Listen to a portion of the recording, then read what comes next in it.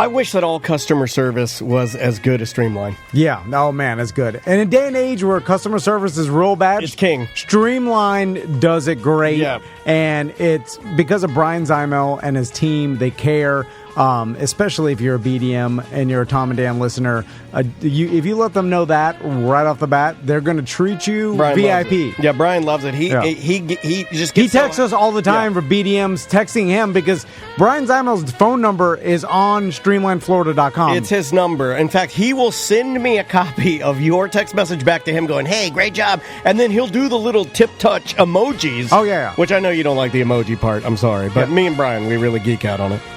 Brian told me personally before, he's like, I love working with BDMs. Every single transaction's awesome with them. He works hard for you guys, and he makes sure that you guys are taken care of. So here's what you do. You just got to get a hold of him. StreamlineFlorida.com. Yeah. And find the number. It's on the website. It's his personal number. Yeah, and if it's not good for you to refi, they'll tell you. Yeah. They'll tell you over the phone. They're not going to push you to refi if you don't need to. I mean, Daniel... I had to wait. Yeah, they told Daniel to wait. Like, it would have been better to do Daniel's refi, but they're saying it's better financially if you wait. And then at the time, they called you. I didn't do anything. That's the ultimate in customer service. Actually, they called me and said, "Hey, remember?" Oh, I'm like, "Oh, hey, Brian." Yeah. He's like, "Yeah, it's time now. You can do the refi. Do it now while interest rates are good, and then maybe switch to a 15-year mortgage. Maybe take your mortgage insurance off. Maybe take equity out of your house. Pay off some credit cards."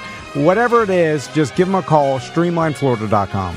Live from the Streamline Mortgage Solutions studio, it's Orlando's own Tom and Dan. Hello, this is your Mediocre Time with Tom and Dan program. We hope that you will find our presentation precise, joke heavy, and just right. Thanks.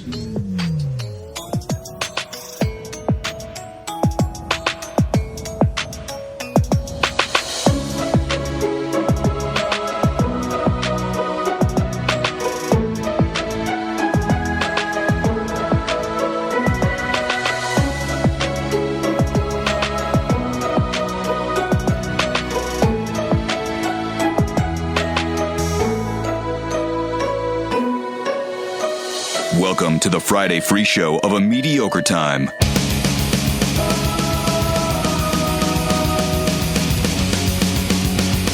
Titty Friday! TD Friday. Why do you gotta say it like that? Now it doesn't even sound fun anymore. Yeah. You sound like you're bored, nerd, you're over it. Sam, what do you call it? Titty Friday! Yeah, she knows how to do it. TD Friday. What do you call it, Tony Rage? Titties Friday. No, I don't even know what that was. Titties Friday. Sounds like William Hung. I like that. Butler, how do you do it? Yeah, well, how you do it, Butler? It's Booby Friday. Oh, God. No, that was the worst one. Oh, Tom wants to kill you. Well, it is. It's I guess. What would you want to just say? It's time to do the show. Topic 1. No. Mediocre Time with Tom and Dan. The original meeting was we should call it TD Friday. Yeah, Titty Friday. And then... Big Titty Friday. Yeah. But then the subtle joke is that people will be like, oh, it's TD. Sounds like titty. You got to go like, let me suck you where the babies do. I want to suck there too. No, come on. Why not? Why can't you do it like that? That's I'm having a good mood. I'm having fun. If you like women's breast milk, you're like, No, you're a who weirdo. does? Some people do. I've never tried it. Even when Maisie, I don't think I tried it. It's yellow. That's just gross. So is my compliment. Well, it's not all yellow, but it has a I don't think it's yellow. supposed to be yellow. It's Yeah. everything that comes out of a person that's supposed to be white, and we say it's white, is really a little yellow. Yeah. Number 4s are a little yellow. Breast milk's a little yellow. We don't have the capacity It's not to bleach. bleach. Yeah. Right. This is why we're in business together. He knows. There's a little staining there. It's like the St. John's River. Volcanic. Yeah. It's got some leaves in there. There's no way to get pure white out of your body. It's got to always be a little nicotine. New BDM gibbets on TomandDan.com. Daniel made these because he made them with my own swears hands. a lot of people love and wear Crocs, and I see it. Here's my, there's the new Tom and Dan. You can see this at Twitch, twitch.tv/Tom and Dan Live, or find us on the YouTube I can't replay. believe they came out that detailed. They're so It's good. pretty damn good. It's pretty. Yeah. It's the best piece of merch we've ever purchased. Because Tony got those from like the jungles of China. Not even the regular Suicide Forest. Yeah, like The odd thing about these is these are made by completely nude people. yeah. I don't know where, but they're They're just, the factories that Cuts down the stealing. extreme old work in, which is worse than the young. The young they have small fingers. They can work a long time. The old can't work that long. these are bad. And when you get them, they air them out for 3 days, or the stench will kill your family. You gotta let them air out. You gotta let them. What do they call that? Off gas. They gotta let them off gas. Put them in little bit, in your garage like your Corona groceries. Yeah, exactly. Leave them on your counter for 3 hours. That fights the virus. Yeah. Science. Also, like if you know that there might be a whip any second, you know it's going to be quality product. That's true. You know you're going to do a good job. That's true. Like, imagine how good of a job Butler would do if I if you whipped whipped him him. when he Oh, wasn't my paying God. attention. I feel you do a bad job, even with a whip. Like, it would distract you. I feel like he would do a bad job and then bring you the whip. like the self-whipping. Yeah. Also, Ravenous Pig, brand new sponsor. If you haven't been to their beer Oh, I garden, thought you saw me on my wrestling debut on NXT. I'm the Ravenous Pig. they have a huge beer garden right there in Winter Park, and when you go to their beer garden, ask for a BDM pen. The bartender will have one. It proves to them that you guys are listening, and you get a free pen and some delicious beer at Ravenous Pig. Love it. Are we doing sponsor updates from our Twitch chat room? Gator Guy Columbus says my Gabriella plants arrived in Ohio this morning in perfect condition. It's my wife's birthday gift. She loves it. Great sponsor. Boom. Awesome. Cool. Ohio checking in with plants. Plants for everybody. What if you lived in Florida, though? Easier. You just drive by there. Like they just got to Ohio somehow. Yeah. Hold on, how'd they use one of our sponsors in Ohio? Scamming the system, but we just Wait, hold on. they just, Hold on, Gator Guy. No, he bought it, I think. yeah. He bought it. Oh, for yes. it. He said my okay. Gabriella plant purchase. Yeah, he didn't buy some of our stuff and then hey, give him one of them free plans. I'm going to cheap out on my wife's gift. I don't think he did that. What if you spend $159 at Gabriella Plants? Can you then submit You a become a receipt? plant. You become a Gabriella plant. I will let you submit a receipt to get another free Gabriella I feel plant. like you should be able to. That's incestuous that's what- plant business. yeah. I like that. Good call. Good call.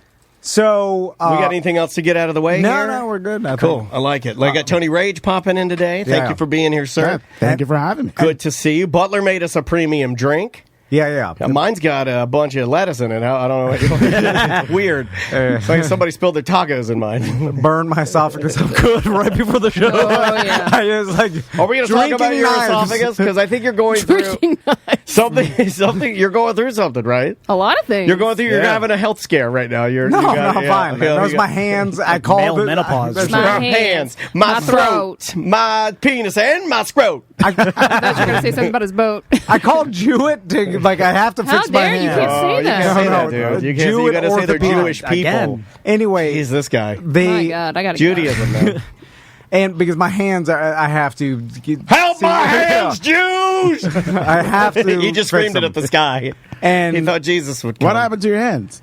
it's the same thing that's always been wrong with them. They set on fire and they burn. masturbation. He's got carpal fire. tunnel. Set on fire. He's got fire hands. It's- These hands are on fire. I got- Kings of Leon. I have carpal tunnel or something. Like Fantastic Four or some and shit? they're just all like my right hand is now just numb 24 hours a day. So when you worried jack about you. off, is it like the stranger? He can't. You think you know what that stranger couldn't jack bullshit off is with a- bullshit. I couldn't- Stranger bullshit No- is bullshit. Nobody likes that, and that's never been a thing. That's something that joke Well, someone made up. I am better with my non-dominant hand. Me too. I'm better- ambidextrous. I Yeah, go both. but it's not better with a numb hand. No, I go Oh, better no, with that'd both. be weird. I mean, I do use both, but I'm better with But you my know what I'm non- talking about. You sit on your hand, make it go numb, Yeah, jack I off. think that's a myth, though. Yeah, that's a myth. Nobody does that. It's not better. That's like coming girl from talk. someone Guys with a don't do number. that. I like it. Just Guys are the only ones that have told me about that. Girls don't tell me about that. it's a stupid guy joke. Anyway, Those are guys with like bad Learn circulation. something new or every something. day. The best way to jack off is to have another guy jack you off. Everybody knows that. then they told me I couldn't make my appointment because I owed them money. That was hilarious. You owe us money, fire hands. By the way, Goodbye. when Samantha and Travis are hearing you, I'm like, what? I owe money to who? and then I have to like, call this number I call, and then I try to like be. Is this Mr. Jewett? Well, this is Tom. I believe I owe you some money, sir. Because we work in just Standing one there office. with your hat in your hand. Like we need cubicles or something. Like We need just- separate rooms I mean, entirely. Butler will still peek over and listen We to can you all talk work about from it. home and Zoom in. Yeah. I mean, we Something. could, but it's going to sound like every other radio Then Tom admitted show. he couldn't book a doctor's appointment by himself. He needed his Yeah. wife. No, I just said that I don't know how to do it. Then I Sam needed my wife. asked, Sam No, asked, that's exactly Sam what I asked a question that made me realize that we were in some bad shape this morning. Sam asked, well, what are you going to do if your wife dies? And Tom says, she won't die.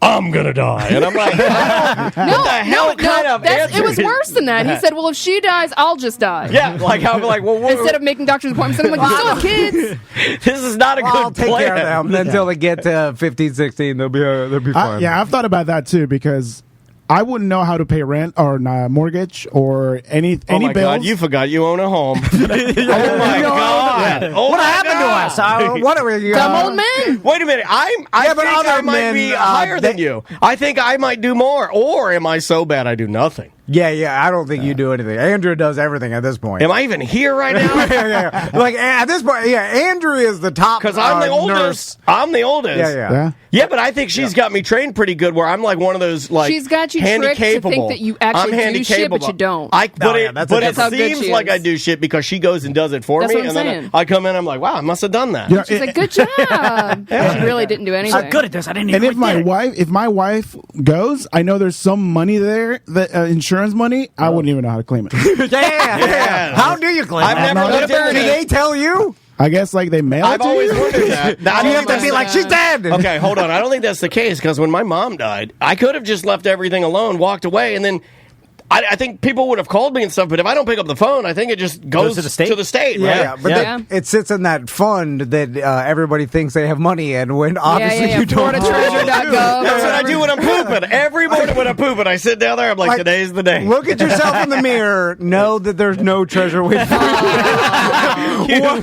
What's like what? Give me my treasure. What amount of money have you forgotten about? There's no amount of money for like you're not some millionaire that has little money stored away. And you're like, oh yeah, this 50 grand. No one has that. I have that because I've been working for myself for like 3 years now, and Yeah. my wife told me the other day, "It's like, hey, have you checked your 401k?" And I'm like, "Oh my God, I have a 401k." Well, that's and I checked it. That's like that's for like emergency. But I man. didn't even. I completely. I forgot about it. I know. I wouldn't even know if she wasn't there. I would. Well, it'd be wouldn't better even for know. the. I would argue that it'd be better if you didn't know about it because that's not something you're going to want to touch anyway, right? Why not? It's heavily taxed. You, Okay. Yeah, you will get get disciplined. Come for on. taking Yeah, it. You just you sitting didn't just hold sitting on there to doing that. nothing. Yeah. Well, Your it's cholesterol's investment. high. Like you spend it now. Like Right. That's what I'm saying. You know, okay. no reason to Okay. die with hundreds of thousands of dollars. A lot of people do that. I don't understand why. I saw an article Why'd you saying die? you- Spend it all. Sam, look this Spend up. it. I believe this was last week. I think it was Daniel Craig. The James Bond. He's got. Yeah. Have you guys seen that Yeah. trailer? That's a good trailer, by the way. I think Dope. that new James Bond looks pretty good. And I'm not a big Bond guy, but Do they have villains parkouring? Yes. oh, yeah, they will have that. That's the James Bond. But I believe that Daniel Craig said that he is spending all of his money before he dies, and he's not leaving it to his children because he yeah. think it That's will be great. more beneficial to them. yeah, I think that was the article I read. I can't remember, but A lot of people do that. Well, not a lot, I shouldn't Well, say he that. was just very out about it. Like he was like they asked him about it. He put it like in an article, I believe. But I thought that was really interesting. I'd never heard somebody being very vocal about something My like that. philosophy is to get rid of it or give it away before you go. Yeah. So he says that. He I guess. says it is distasteful for him to leave his money to his children. Yeah. There's a I'm quote. with him. Yeah. Fuck them kids. He's got a different type of money where it's like you could ruin a person by giving them $5 million. You know what I'm saying? Like if you give them like 50 to 100 million. I mean, if I buy Yeah. if I buy my daughter, But I'm saying, like, I'm saying like at that million amount. 100%. if I could buy my screw you daughter up. a Jetta, That's clean and full. that's I cool. don't think that she's guaranteed to You're be a like a fucker for life. heroin Yeah. addict. No. If I do something, the big Jetta with the bow on it, isn't that the quintessential dad car Yeah. for the young daughter? The Jetta. Get her a Jetta, put a bow on it. Put that in your will. We'll leave my daughter one Jetta with a bow. One Jetta with a bow. That's it. That's all you get. And you know what? White on white. And you know what? I would be, I don't know how Maisie would be, but I would have been really stoked to get that, So, yeah. speaking of cars, last week I told you Seth screwed me by giving his, we switched cars. He got you pretty bad, buddy. And he gave me that Hellcat with the license plate expired since December of 2020. And you and I were big talking, too, about it, because you were pretty hot when you were leaving here, when you were texting me off to the DMV. Well, Is that okay, where you're picking up? Yes, because Because you were mad. This guy, he's saying, I'm going to piss in the backseat. I'm going to shit in the trunk. Then he's like, I'm going to fuck Crystal in it every day until you were mad. So, because I was like, I can't drive it around because there's no way. Like Seth, you won't get pulled over. It's like, how is that possibly true? He kept saying that all the police officers know it's him. They already know they're okay with it. They're okay with it? That is not true. That is not true. So I'm like, well, maybe I can go to the DMV and get it, because if I don't get a sticker, it's Labor Day weekend. That's it. Yeah. I have to park it in my driveway, and then I can't even fucking drive. And it already was eking into Labor Day weekend. And you said, "Is the DMV open?" And I told you I was wrong. I was like, I don't think so. I don't think you're going to be able to zip in there and zip out. So I looked. I don't even know if you can get a new sticker for your license plate. I would have betted no. Yeah, no. Everybody we talked no. about. Yeah, I pulled a Butler. I guaranteed you a no, and I had no idea. I didn't even look it up. I just said no because it seems like it felt right. It did feel right. It's like you can't just get. I understand you more now.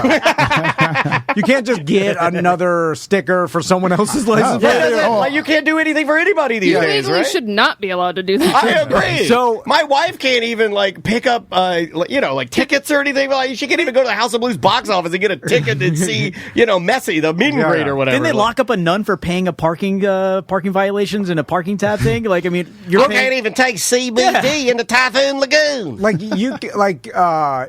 Can you go get someone's Adderall? My Hell wife. no. No, not at all. Probably not. Can my wife pick it? I think she has. But it's the Andrea same can last pick up name. my- That's a controlled Yeah. substance. It has to be through Last the name. insurance. They have to be able to sign off for It's someone else to pick it up Okay. for Right, so if you. you're- Otherwise, Anyway. you can't because it is controlled. Walgreens over there is, I Yeah, believe, yeah. absolutely correct So- in the fact. No, That's why you she also. did that, know, but That's why why we you gotta also call have her. to do Yeah. She's right. every Hey, 30 days or Walgreens. every 90 days. You have to physically be at the doctor's for it because it's controlled. It's stupid as hell. Yeah. So anyway, I start driving to the DMV thinking maybe there is some chance, and so I Google it real quick, and it said when you Google a question, it has that first paragraph, which is who knows the answer by who. I don't know. Yeah. Who does that? Mr. First Page. Yeah. And so it says, you can get a sticker for someone else's license plate, but they have to appoint you to go get it or something. You could appoint someone else to get a sticker for you. And then I was like, well, that sounds legal. You know what I'm saying? You have legally appointed someone, or maybe you have to have a signed something. Like an affidavit or something? But I was like, this is my only chance. And then I looked at the time they closed, and it closed at 4, and I'm leaving at 3:15. So I'm like, fuck, it's a holiday weekend. The typical van. I felt sure Yeah. nothing would become of this. And so I'm driving there, and I'm like, there's no way I'm going to show up here at 3:20. It closes at 4 on pre-holiday weekend at on Friday. There's no way they're going to turn me away. They're going to be there's going to be a line out the door. They're going to be like, sorry, no more. We're not taking any more customers. That's exactly I was like, for sure that's going to happen. I pulled up that damn Hellcat, which I park at the very it's embarrassing because you drive by and everybody's looking. It's loud. It is very loud. So I go into the DMV and it's packed. It's just fucking shit slammed. So I'm like, well, this is never going to happen. And then everybody there at the DMV is mad and got paperwork with them. And then they're disheveled. Yeah.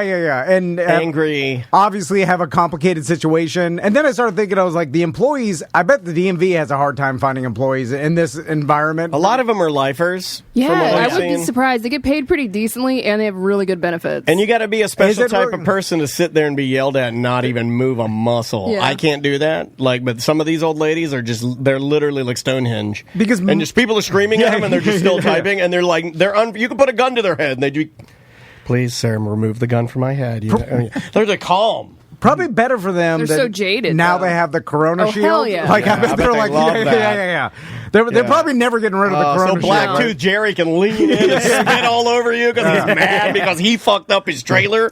So, God. I go and I sit down and I look at the time. It's like 3:30, and I'm like, for sure they're going to be like, all right, that's it. Get out of here. You know, Good night, everybody. But I was like, I guess I'll try. But I have my back turned towards the big TV screen that tells you when the next number's up. Oh, like your name or your number. So then I'm like, I literally, I'm sitting there for 5 minutes, and then I'm like, I should turn towards the number so I can see. Genius. I turned, I look up, because I'm Got expecting. the goods, buddy. I'm like, I'm going to be there for at least half an hour. No, I until got it you. You could have closes. gone outside and made a sandwich. I look at the screen, it's my number, and I'm like, what the fuck? And then they're like, number 3, and then whatever, I go up there. Yeah, he's like texting me. He's like, they called me. I'm like, what the fuck is happening? And then I have Seth's registration because I found it in his glove box. And then I'm like, here we go. And the lady's like, all right, bad cat. Right.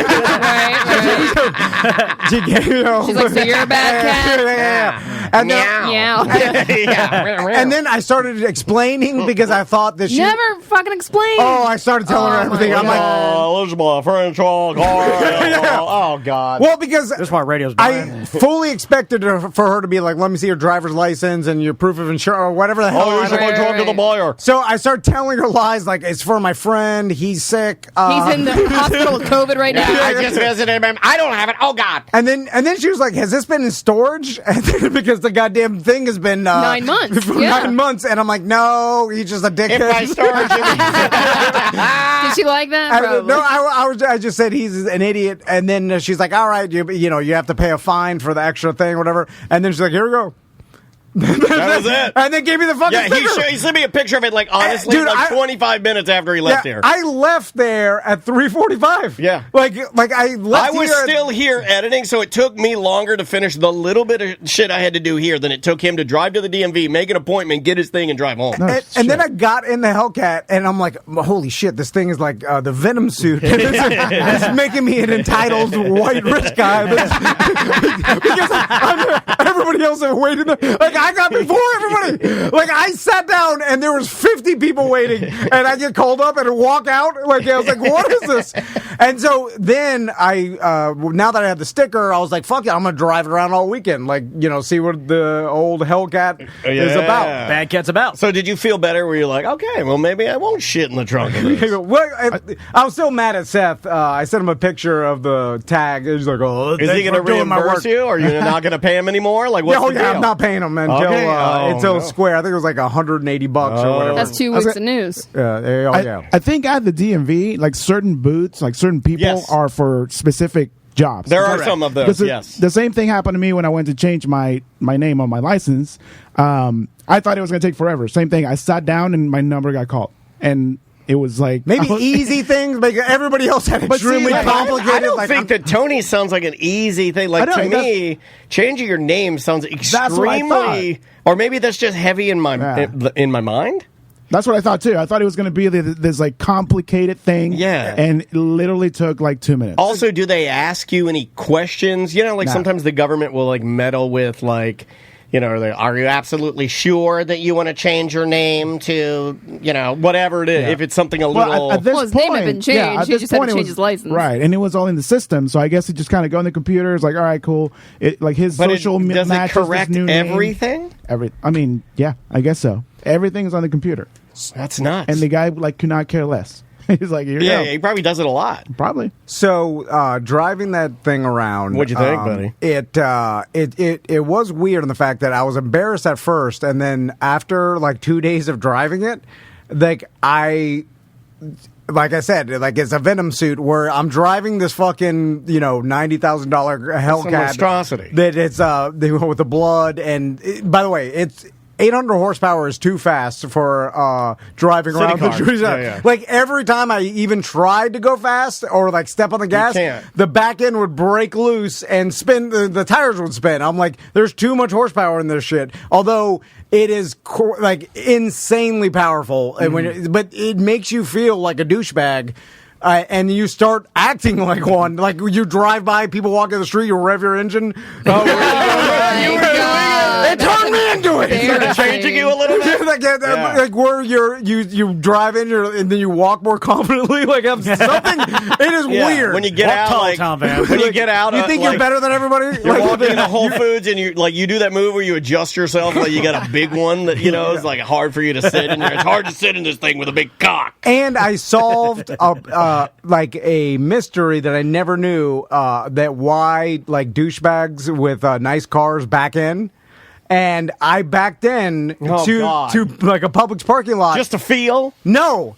I backed in so I could see the front of the car while I'm walking towards it. Because I'm like, oh, the front looks cool. Like I told it. No. That's why people walk back in their cars. Me like front better than back, because front go More forward, back go back. Back little boring, if being honest. Your evolution of gorilla was fast. I think that's why people. That's the dumbest explanation I've ever heard. I think that is. It's the dumbest reason. It's like the magician is the easiest. There's my seat. The trick is the easiest explanation. Like it's the dumbest explanation. It's the front looks cooler. That's why guys like Seth back in. Because I'm like, I want to see the front. What happened is... when I walk towards it. That's what I say to my wife all the time. What happened that morning you got your smoothie, and then we got the picture of the smoothie in the cup, and then you said that you had an altercation with a blonde woman? No, she just walked out, and while I was walking in, and she was like good-looking, tall, blonde girl. Yeah. And she... Hey, y'all. I was parked, yeah, there it is. I was parked in the front. You.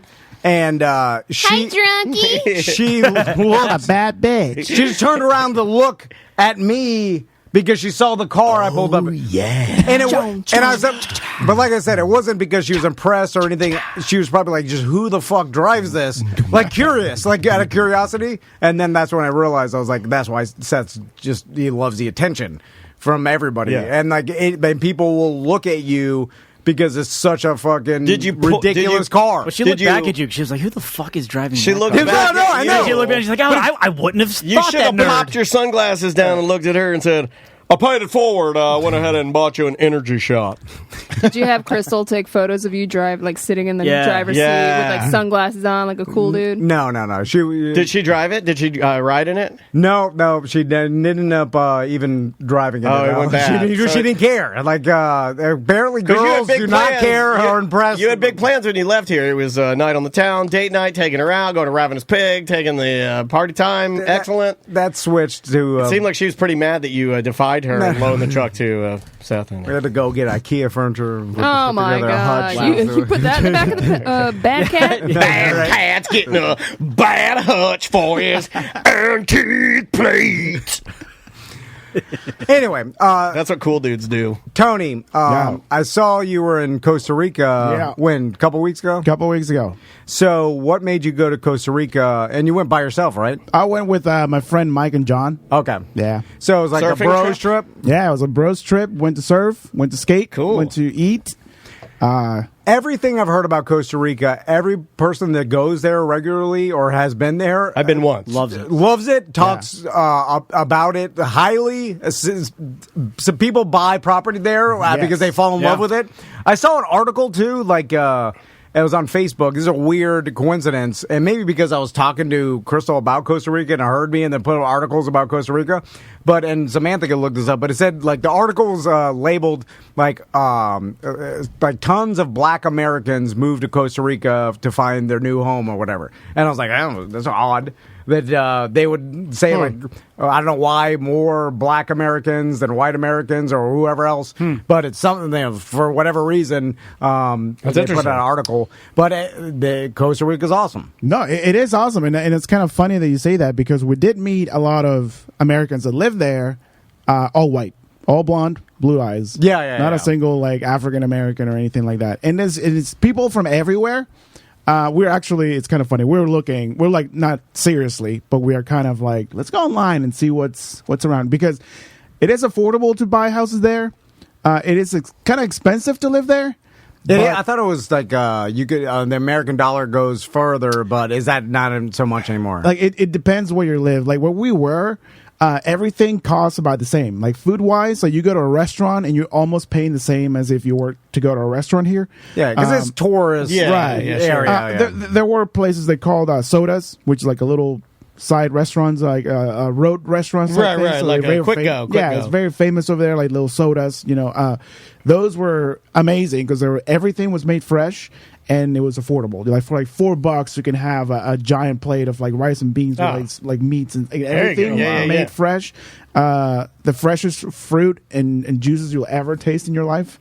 It was. I mean, I can see why people move there because it is paradise. At least where we were, it was paradise. And for you that like surfing, I mean, we went specifically. I've only been once to surf, and it was awesome.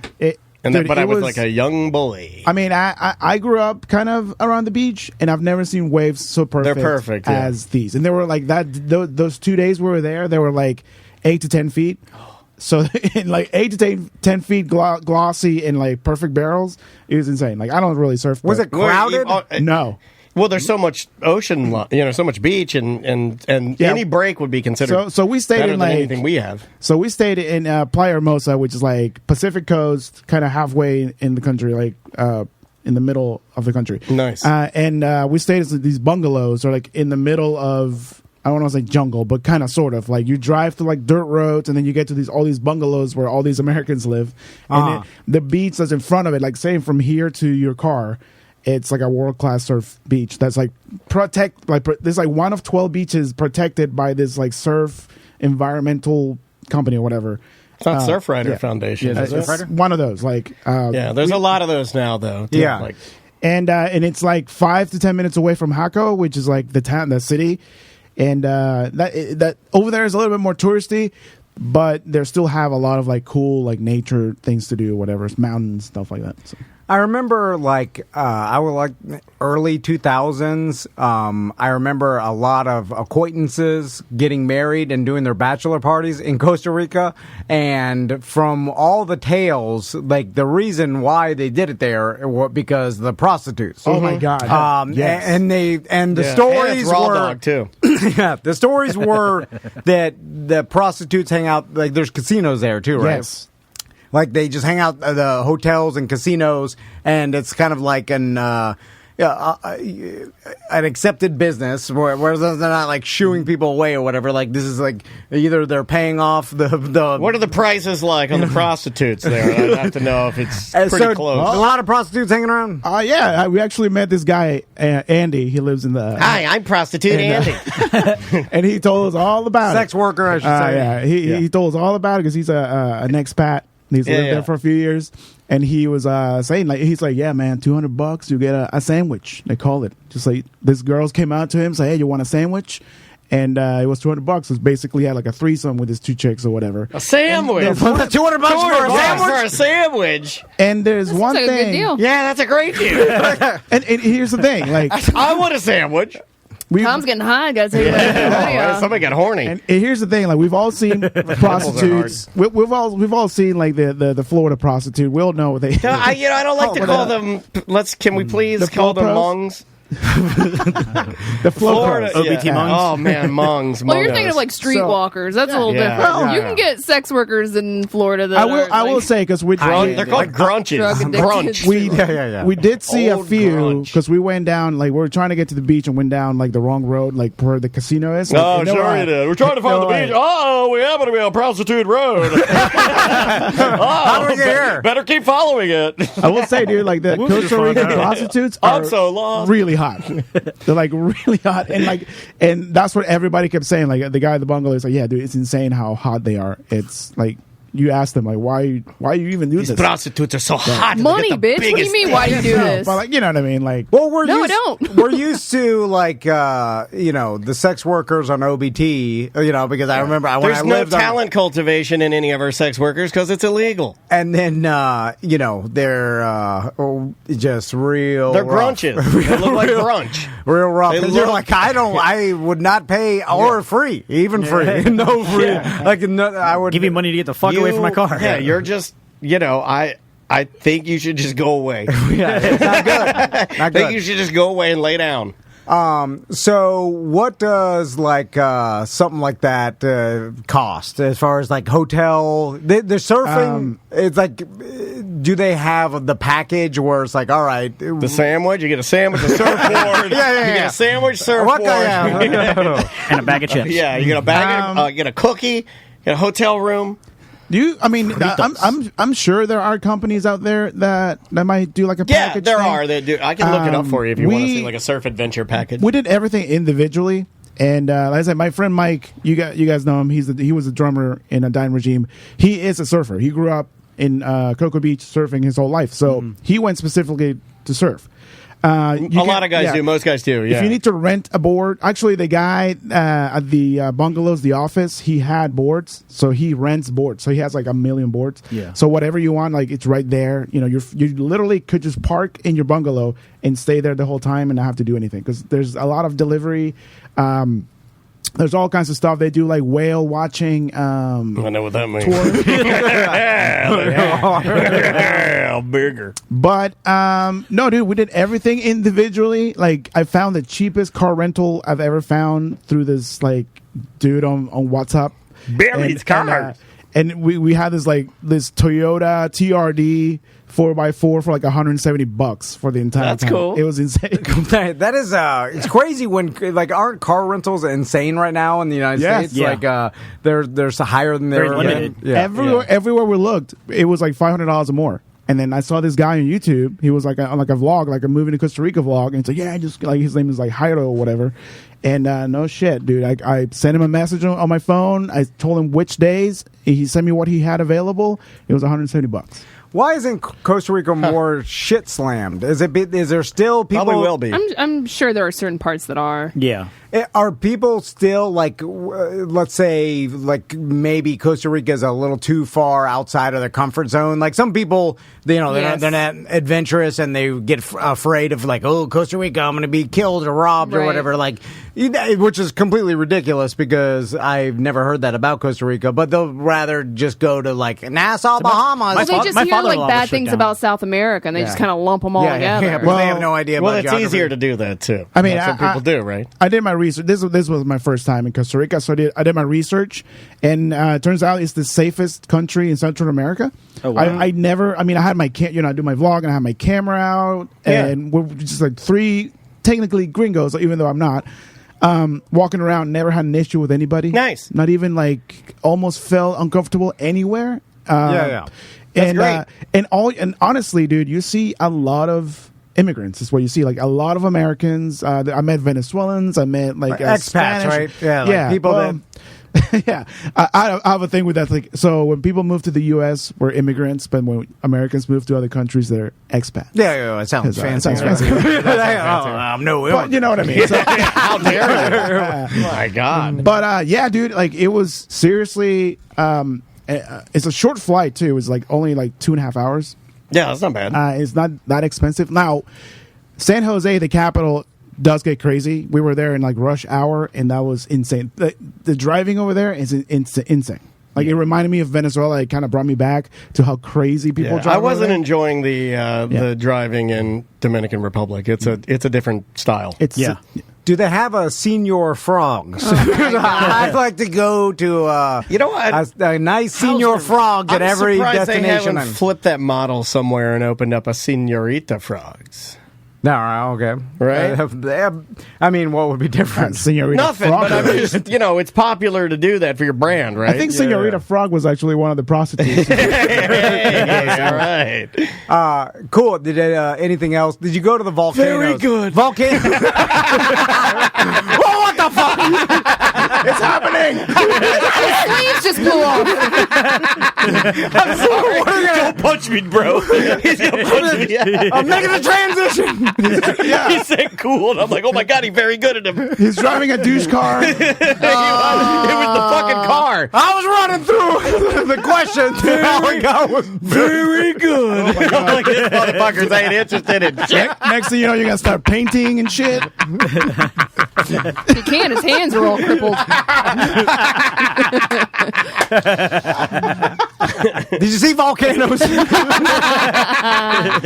No, the closest volcano was a few hours away. We did see. Just went to like this abandoned hotel / restaurant. It's like on top of a mountain, so you can just park your car and like hike like 45 minutes up, and you get this view of like the bay, like the beach and Just shit. 45 minutes to eat? No, it's abandoned. It's abandoned. There's nothing there, and it's all graffitied out. Like, and we got there was like some people like doing a capoeira and like graffitiing the wall. Cool. Like, hey, go up to the abandoned hotel on the mountain and climb up there. Check it out. Yeah, is there any food or anything to do up there? Nah, great view though, and then just some punks up there, beat you up. And it was cool because like that town, like Jaco and Playa Hermosa and all that stuff, because it's such a big surfing area. Like, seriously, everybody that was there was good looking. Because you have, like, the younger surfers. It's basically like a skateboarder moving to California. You know what I mean? Like, doing that thing. I'm going to move to California and become a pro and then skateboarder. Everybody is like a skater when you get out there. Exactly. Yeah. And then in Costa Rica, everybody's like a hot surfer.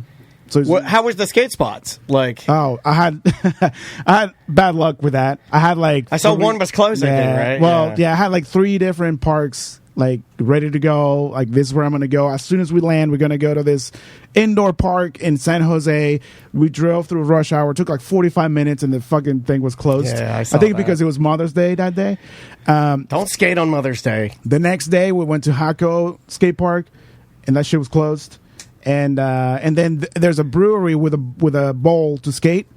And something happened like a few days before, like something broke the ramp like during a storm, and they closed the fucking ramp. Oh, God. Like, so I didn't get to skate, but you're still there and enjoying yourself. No, it was still fucking amazing. I think the exact opposite of Costa Rica, as far as how the tourists look, would be Gettysburg. If you go to Gettysburg as a tourist, you are ugly. My mom and dad took me to Gettysburg, so it checks out. It checks out. I was saying it. Yeah, the whole family went. I got a musket ball. And so Travis, sorry to... Man, your transitions are struggling today. That's all right. He's good. We'll be right back. I'm sorry. Very good. Good. What's wrong with Travis? No. I was going to say that Travis told us the other day that... what was the story about the coyotes? Man, I was just walking through my neighborhood, minding my own business with my dog and my wife, and we were walking down the street, and some old man just sitting in his garage just yells out. He's like, hey, come here, I need to talk to you. And I'm like, oh, shit, what the fuck have I done now? Like, I mean, I've been pretty good in the neighborhood. I keep my trash all in the right areas and whatnot. He comes marching out with his cane. Keep your trash in the right areas. Yeah, well, but like I have to keep like... what kind of neighborhood are you living in? District 9? Like, what are you talking about? You got to keep like you can't drag your yard trash out before they pick up. Yeah, kind of that's scenario. right. That's right. And so he comes out and he throws his hand out and he's like, I just want to shake your hand. And I was like, oh, what the fuck? I was like, all right, so I bring it in. I'm like, stolen valor, let's do it. Yeah. And he's like, he's like, thank you for saving Melissa. And I was like, what the fuck did I do? I was like, I just kind of shocked. And then a lady down the street yells from a distance. She's like, Travis, I was just telling her what you did. And I was like, I have no idea what the fuck I've done at this point. And I was like, yeah, sure. And he leans in. He's like, how many did you get? I still have no idea what the fuck he's talking about. This guy thinks you're shooting coyotes. This guy thinks, come to find out, this guy thinks that I've been shooting and eliminating the entire coyote population in my neighborhood, and in turn saved my neighbor from a coyote.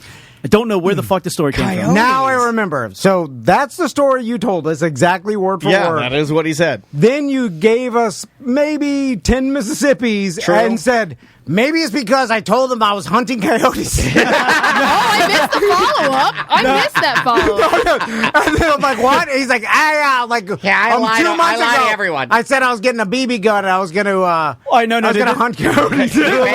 Well, then why? Yeah, why were you surprised? I have no idea why they would say this. No, well, it was me. It was like a couple months ago. Like apparently there was like there was a homeowner association meeting, and they were talking about how to get rid of the coyotes. And a guy was saying, "I'm going to leave bowls of antifreeze out to get rid of the coyotes." I said that was a fucking horrible idea. Yeah, that'll kill other. I was like, I'm gonna get an air rifle, and I could just tag them. They'll run away. They'll get scared, kind of like just kind of shoot them with a BB gun. So that evolved to me. So at the community meeting, who goes to their community meeting? I have no idea. I'm a renter. I shouldn't even be there. Butler's the head of the homeowners Association, and he doesn't own a home. Butler dressed like the Monopoly man. At his home with a BB gun, a soldier. He's sitting there at the meeting. First one at the meeting. And then, oh my God. Butler, that's got to be another chopper trade. I'm trying to figure out how to categorize it. But telling us something about what he's confused by. Yeah, he's like, I don't know why this guy would say that. And then answering oh, yeah. Why his own question. His own question, like 2 seconds later. What is that? I don't know. One step forward, 2 steps back. I don't know. All right. Should we take a break? We can take a little break, and then that way we get ready for. We got Ross on news, so we can jump into that. I got a ton of voicemails. You have a ton of emails that I printed out. We have a bunch on the list for Dump 'em Out. I wouldn't want to rush through those too, because we got some good stuff on here. We might have to call my wife a little bit later. Is there anything else we need to tell people about, dude? While I get our music organized. Just that you could use our hookups page. There's tons of discounts for Tom and Dan listeners on hookups and our watering holes. In fact, Holobox is doing something. Tell us about it, Travis. Yeah. They're doing on October 1st and October 2nd in the evenings. They're going to be over at Scott's Maze out in Mount Dora, and they're doing a haunted Oktoberfest maze. They're going to have some goods out there, some sausages. They're going to be brewing up all their famous kind of to-go goods. They do brats and whatnot, and pretzels and beers. Nice. So be out there. It's a ticketed event, so definitely check that out. It's a Hollerbox event out in Mount Dora. I'm sure you can go on their social and probably 100%. That's where I found the information. There'll also be a ticket link out to the tickets. Cool. Sweet. I picked this because I knew Tony Rage was stopping by. I thought he would like this. Brand new music from the band Face to Face. This is called Black Eye Specialist. We'll be back with more A Mediocre Time with Tom and Dan. 1-844-TOMNDAN or show@tomanddan.com. If you would like to email us, that's show@tomanddan.com. We'll be right back.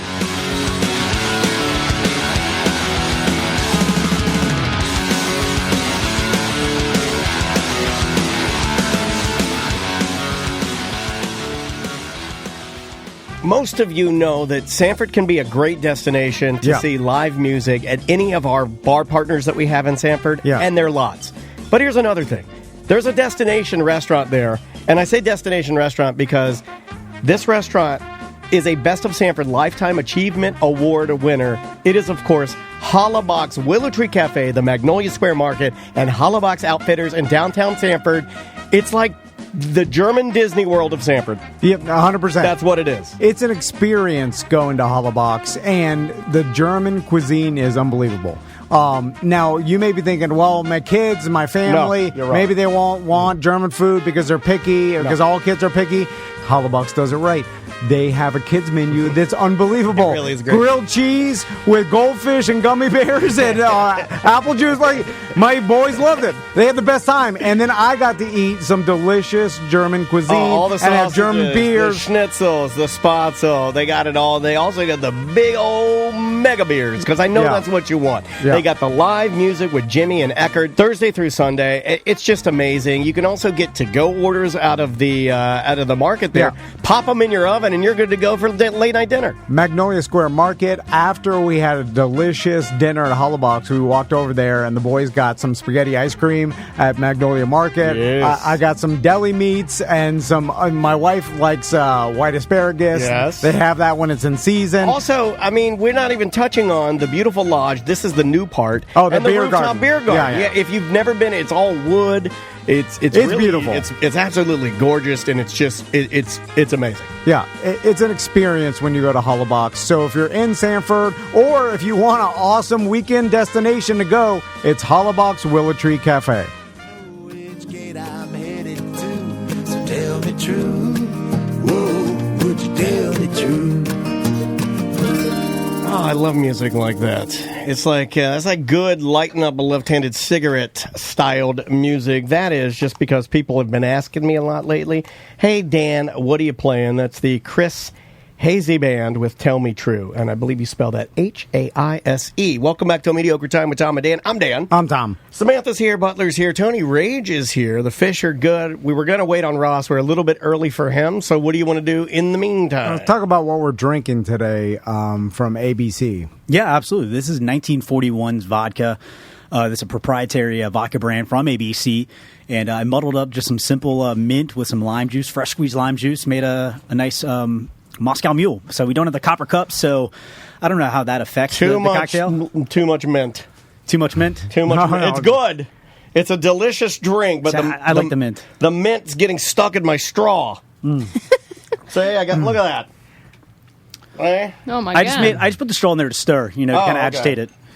I think, and Butler, you were a bartender. He spoiled me. Every other drink I've given a 10s, but this one I'm going to give it a 9. At one point, right? Yes. Okay.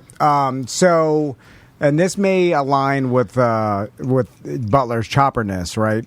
But it seems to me that if you are a bartender and a chopper, you love doing the extraordinary or the extraordinary things like the muddling and the fire and stuff. Yeah. You like all that. You probably like the fire the most, where you asked every customer you want it on fire. Because you want to use the blowtorch. You want me to warm your straw? Or you want to smash something. It all ties into chopperness. So I imagine, Butler, that you liked all the muddling and the blowtorch. You couldn't just make us a good old whiskey Diet Coke. Well, you could, but you wouldn't enjoy it as much. I would have to rim the glass with some lime. Rim the glass?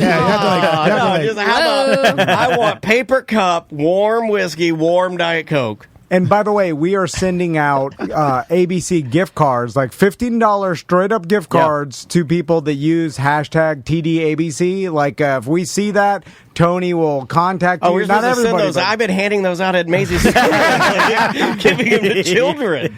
So we have so many of them. So when you go to ABC, just use that hashtag, and then we'll randomly contact a bunch of people and mail you a gift card. Yeah, we can definitely do that, and we're still taking recipes too, right? Yeah, 100%. Definitely. Still email me the recipes if you have anything, and I'll send you we got some bigger gift cards to send you. I've kind of gotten on this cocktail kick, and I know that you've had a couple cocktails lately, and my wife's been making cocktails lately, and I know Samantha's never been a stranger to cocktails. Are you a bit of a cocktail man? Not much of a cocktail man, but I do like my whiskey and Coke. Well, you do? You really? Yeah, You're like the whiskey and Coke guy, but regular Coke, right? Yeah. You know what I'm a big fan of that's an underrated drink, and I had one, a little while ago, but it was I was plain sugar Coke with rum.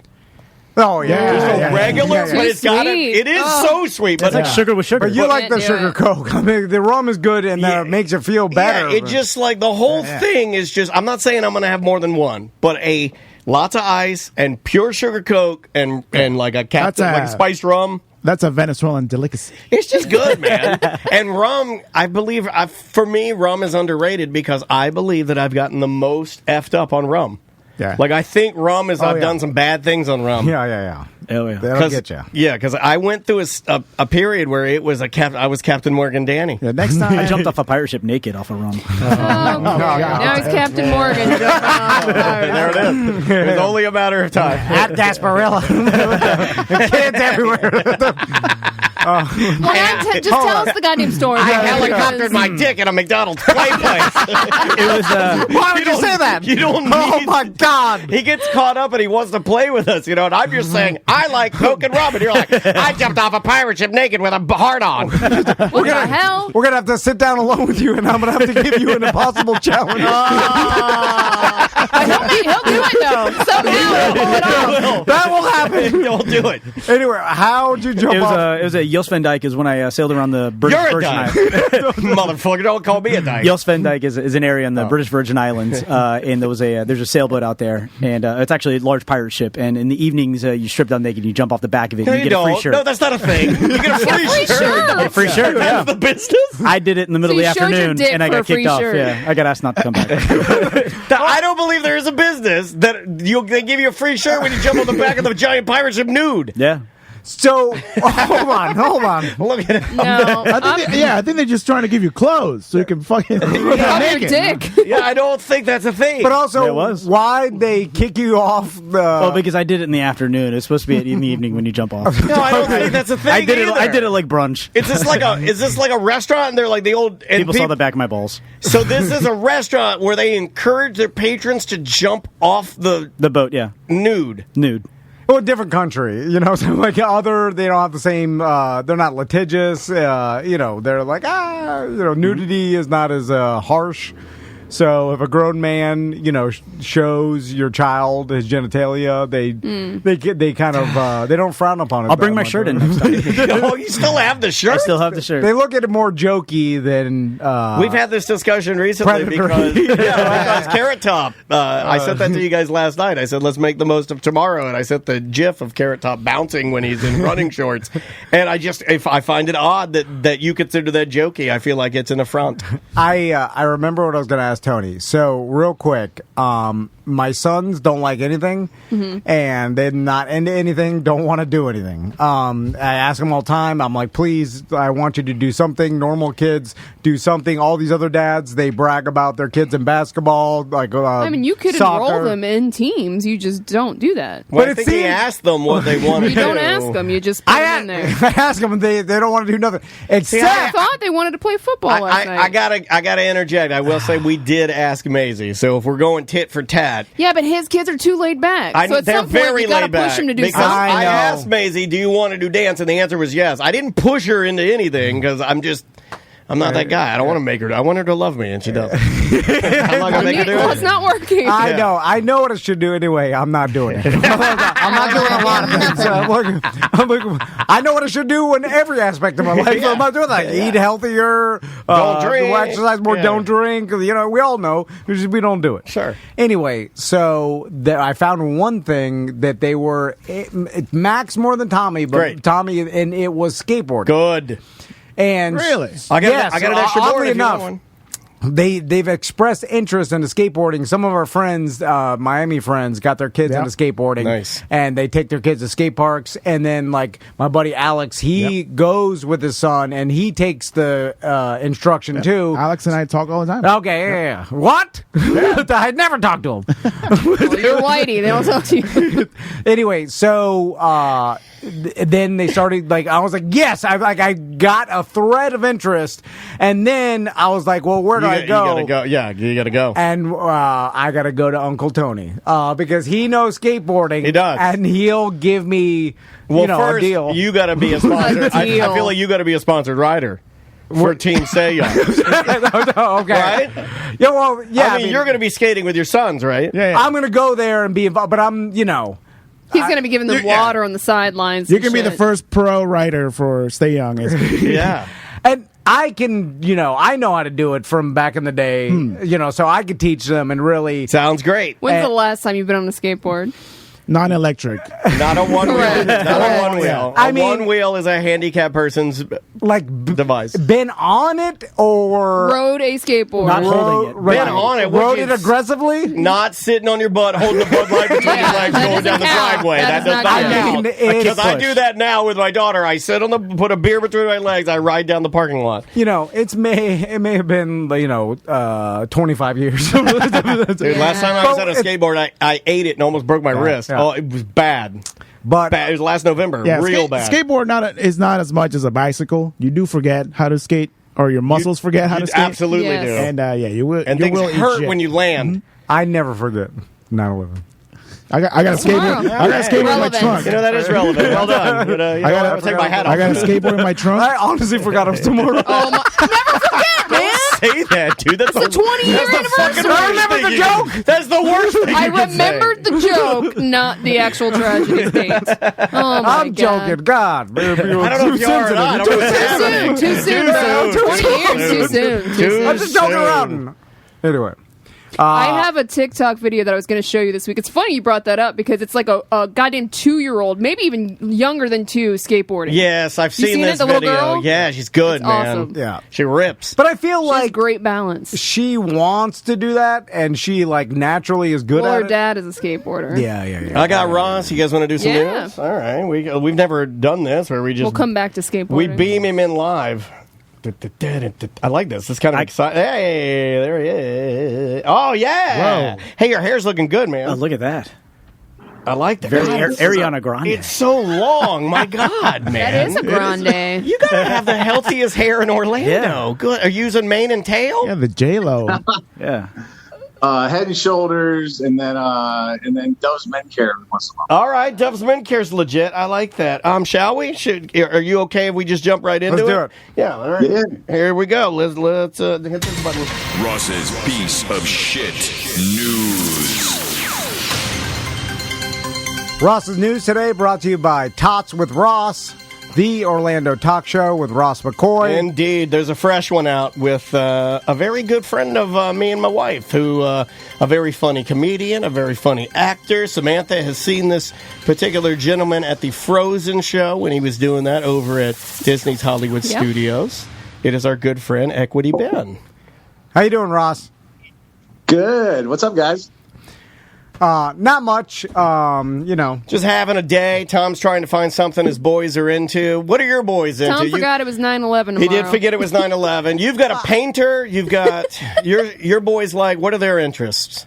Real quick though, can I just remind Tom about Dre? I don't know what all these right? Do you remember he made rap and then later headphones?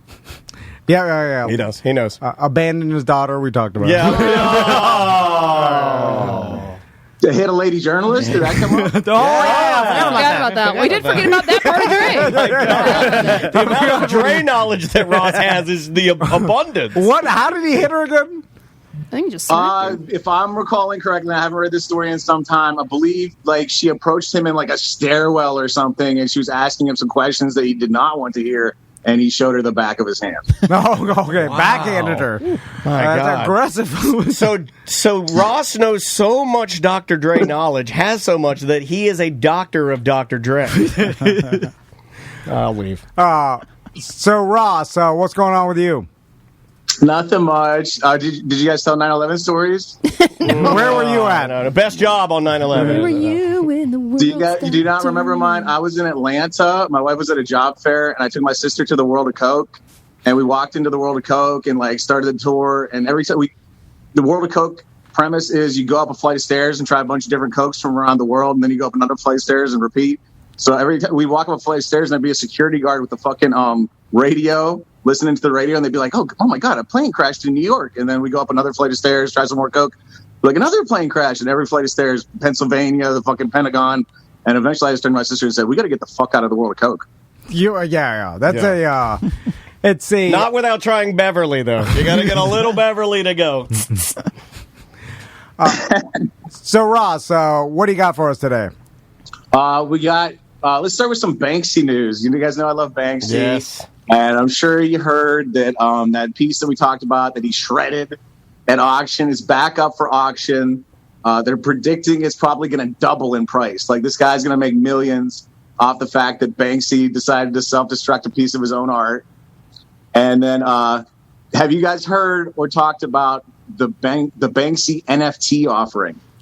I saw that headline or something in the news, but I don't know that much about it. But I'm glad you have those. But real quick, they're selling the shredded piece of art. Yeah, the frame, the shredded art, the whole thing. The guy renamed it. He calls it now Love in the Bin or something like that. It was like Girl with a Balloon when Banksy sold it, and this guy now calls it Love in the Bin, and he's putting it back up for auction. And I don't believe he's even had it restored. It's just like the shredded painting and the fucking frame. I think I'd rather have it the way it is. Because I think that's part of the art, right? I actually believe that, that is something I don't have anywhere near what kind of money that would go for, but I wouldn't mind having that. That's pretty neat. Well, looking at the 8 millish range is what they're thinking, and that'll be about double what he paid for it at auction. I don't understand the pricing of anything that's considered, precious or collectible. I mean, they sold a Batman comic, I guess, yesterday for I want to say it was $2 million. It was the first issue of Batman. I was just and it wasn't even a perfect issue. It was graded right. I don't. 8 mil, Ross? So this guy can potentially make $4 million off the fact that he bought a Banksy painting, and then when the gavel hit the thing, it shredded itself, and now he's selling it for double what he bought it for. That's insane, right? Minus auction fees, Tom. Those auction fees are a real killer. You're forgetting about that. Yeah, doesn't it though? In a very strange, does it put an exclamation point on Banksy's joke? Yeah, that he's selling it for It'd be double what it originally sold for, right? Like, it just proves the whole, like, you know, exit through the gift shop, the whole premise of it. Yeah. You know, It's all bullshit. The overinflation, the media and the story of that getting shredded caused that to double in price, which is great because it's all subjective, right? It's all and it doesn't work with everything. I think it's just art, because if you sell a car and you tell them, well, this car took me down to New Hampshire with my family, well, it's still a piece of shit, so here's $200. Yeah, but if like Tupac shit in the trunk, like, I'm just saying, if there's a story. Excellent example. Ross, what do you think of that example Tom just put? That's fantastic. You know what, dude? You've been killing me this week. You're the funniest human being I know of. That's hilarious. Who would say that? What an idiot. I would buy that, though. I would be intrigued. I would go to that auction site to see it's a Lamborghini and Tupac shit in the trunk. I don't even know where the trunk on the Lamborghini is. It's in the front. I definitely want Paul Harvey's the rest of the story on how that happened, though. So, what else with Banksy? Okay, so Banksy's website announced like last week or the week before that the website went live at like banksy.com/NFT and announced that they were going to be auctioning off Banksy's first ever NFT. Okay. And so it started to happen. People started bidding. This guy won. And then it became apparent when Banksy's website shut down and that was removed. And then there was an announcement made that was not a Banksy NFT at all, that they'd been hacked. And somebody had just acquired the ability to post pages to Banksy.com, announced this NFT, and then got a shitload of money from some sucker. Whoa! Oh, man. Wow. That sounds very Banksy, though. Oh, yeah. Is this just another elaborate? Because now I don't believe anything. Well, now you can sell that NFT for double what you pay for it. Yeah, this is the hacked, not Banksy NFT that you scammed the original guy, triple the price. So, like, in a roundabout way, isn't this what we say about when we do a commercial and we flub the commercial and then you and I like make some jokes about it and then it works better. And then it works better. Yeah. It's that. I think it is. Yeah. It is that. I mean, the brand is being magnified by. You're fucking with the status quo, right? Yeah, like, you're just shaking it up. And that's all Banksy's ever done, right? Is like, try to stir the art industry up. Yeah, regardless, it's still a cool NFT to own because it's the legendary hacked, even if it has no connection to Banksy whatsoever. It's the only one. Well, how much did he pay for it? I don't know. Does it give you... So now the kind of breaking news of it is that it's come out now that Banksy or his people were informed ahead of time that this hack was possible. It was kind of like bouncing around hacking forums and stuff, and at least one reputable source has come forward and said that he let them know, and they just ignored him. And then so this happened. They announced it was not Banksy. The hacker got scared. And there was like a lot of heat and a lot of pressure on. So he gave the guy the money back. It was $340,000 in cryptocurrency. That's a lot. And he gave him everything back except for the initial $5,000 transfer fee. The hacker would not cough that up. And the guy was like, fine, I don't care. Just give me the rest.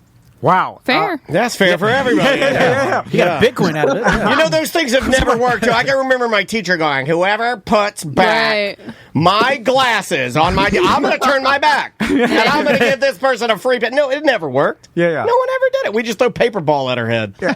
So, like, are they going to go after him for, like, criminal charges? Like, isn't that counterfeiting or at least... Dude, I don't know. Like, getting cops to track down online stuff is a pain in the ass if you want to get it done. So I don't know if this guy's happy enough to have everything back with $5,000. If he's not going to pursue it, I doubt any cops in the world are. Yeah. Well, also, like, the fact that it was all through crypto would be extremely hard for them to even track down because that's the whole purpose of crypto. And then it'd fall into Interpol. Yeah. So you could have that's Danger Mouse. Yeah, he could have easily stolen that. It depends on what crypto. A lot of crypto, part of the blockchain is the record of all the transactions. So, like, you would, in a certain sense, you would always know that this was the Banksy fucking crypto too. Like, that's another you get a hold of those Bitcoins, and that's another collectible for you. Yeah, I guess you're right. That's the whole purpose. Well, that's interesting. We actually have an NFT that's been sitting since last year, and I don't know what to do with it. Yeah, Daniel made an NFT of our first ever show. And then we sat in here, we looked at it. I'm like, there nothing. it is. We're like, I got it. And then we're like, what do we do with it? Yep. And literally once every month, we have a short discussion about what to do with it. There it is. And I'm like, do we sell it? I'm like, who's going to buy it? And they're like, do we sell it for charity? I don't. Then we were like, I don't It's out know. there. If you can find it, you're welcome to bid on it. It's out there. Oh, can someone bid on it? If they can find it. All right. I'm gonna have what do we do? Anyway. I'm the only person You know what that you knows guys what should do? All the fucking mediocre art in the studio. Pig Tits NFT. Fucking that one up behind Sam by Derek Jennings. You know, that NFT. We thought about like making the NFTs of some of the studio art, but then like I felt embarrassed, honestly, Ross. After I mined that first NFT, I felt embarrassed for some reason. I felt weird. I was like, what the fuck am I doing? It would be essentially stealing from that artist, though, right? We'd have to get his permission. That's not ours. I mean, we own it, but that's his. Can you make an NFT of other people's art and sell it? I don't think Probably so. not, right? No. I mean, it's a fucking Wild West. I think you could try. Yeah. Have we figured out, like, if you look who is Banksy on Google... Yeah, they got pictures of him. It'll tell you, right, okay. So there's no mystery as much he'll anymore. deny it. Other people will deny it, but he's on it. He's part of a band, isn't he? I don't know. There's different theories, but you can look it up. Next story, this article I was reading for the NFT thing was saying he just got back from like an Asian tour where he bombed all these cities in Asia and it required this whole crew. So he has a fucking crew. Mm-hmm. There's people out there who know who Banksy is. Yeah. Well, how rich is he? Like, is he in the past $50 million? He's ever had any bad graffitis? Maybe in like Singapore, he got caned or anything. How is he worth? Is he worth an insane amount of money? I don't know. It's a great question. It's he doesn't really sell his art though. Really, it's public art, and then it's just then the people that own the building kind of sell it, right? I think he does. Banksy, what are you listening to? Supposedly worth $50 million. Okay, well, I've said 50. So, like, No, are you Banksy? I am Banksy. I thought you were Orlando Batman. Both. Moonlight as Batman. He's Banksy Batman. Very, very busy job. All right, we got a story. I believe this is out of Michigan. It almost has to be a kid. This guy got divorced, moved back in with his parents. It's Grand Haven, Michigan. This guy got divorced, moved in with his parents, lived with them about 10 months. And when he moved out, he discovered that they had thrown away his extensive pornography collection. And so he sued them. Oh, I remember this. He won. They just announced the damages. In the case, the judge cites an email his dad sent saying, "Frankly, David, I did you a big favor getting rid of all this stuff." And they basically, declared that this guy did own the stuff. His parents threw it out without his permission. They were effectively acting as his landlords, and they had no right to do it. So they have to pay now. The collection, they're estimating worth $30,000, $30,441, and they also have to pay his legal fees amounting to $14,500. Good for him. Wow. Hold on. Well, I mean, like, if he had some, like, really a really valuable fucking collection. Some Banksies in there. They don't get to just throw it away just because they don't believe in it. They think it's immoral. That's ridiculous. Yeah, but it's your the parents' collection house. is described here as films, magazines, and other items. Yeah. This right here is a signed butt plug from Jenner Jameson.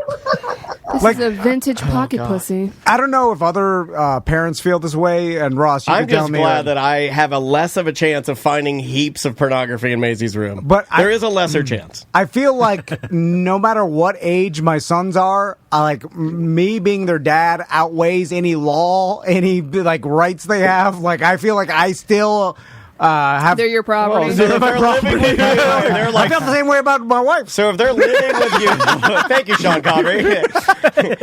So if they're living with you and under your roof, and and you're allowed to throw out their pornography, I'll do anything I want to them. I could throw away their money's my money. I think my dad felt like my dad. I'm pretty sure Tom won't felt actually that way. do that. That's my point. No, he'll never throw out their pornography. Be like, here's your pornography, boys. I'm so sorry. He'll flip the pages for them. Anything to make you love me. No, but if they like are going through bad times and move in my house now, they're never moving out. Put a sock on the door. Put a sock on the door, but so Orlando Batman knows what you're doing. I tell my sons this is horrible, but I'm like, live with me forever. Like, be my friend forever. Be my friend forever. Like, I don't mind. You can live with me forever. Like I'm like the crow. She'll get fed up. She'll be gone. But it'll just be us, and I'll put a trampoline in the house. But it won't be this house. It'll be small. Yeah, it'll be a mini trampoline. More like an apartment. More like an apartment, or as I call it, a house. Exercise trampoline with other people. Yeah, it's the apartments across from Baldwin Park because I won't be able to afford. Fuck it! I'll be living at Ravenage. Too fancy. But anyway, I this is kind of a dickhead thing to do to your parents, right?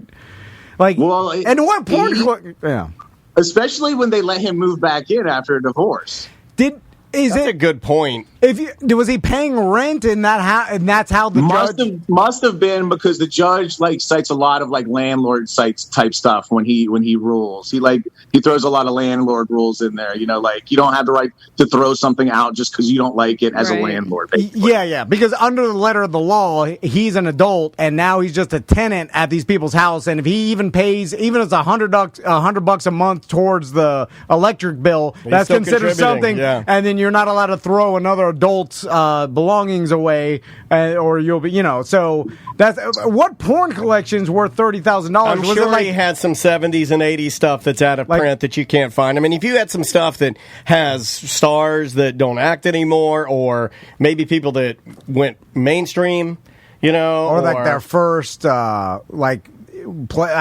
some Playboys are probably worth something, right? Or no? Well, some are, but not the amount of money that most men that have stacks of them claim they are. I mean, yeah, of course they are, but yeah, I bet you. And I think when Ross says film, I think he might mean canisters. I think he might mean actual 70s. I don't know. Films that I think the guy's last name is Working, right? It says Working had asked them for his 12 boxes of porn, sex toys, tambourine, and black comforter back. I want my tambourine, my black comforter. By the way, black was a bad choice for me. I back it a lot. Should have gotten a white comforter, but that's neither here nor there. Give me back my tambourine. And Dalmatian comforter. So this guy's a crazy person, right? Yeah. Oh yeah. Most tambourine guys are. You're a musician. You know what I'm talking about. Yeah, tambourine guys, never trust them. But would you go into court and admit you had tens of thousands? I don't know, man. If it was 30 grand worth, I don't know. Ross, I don't admit it now, and it's just a web browser. He had more than 400 VHS tapes and 1,600 DVDs.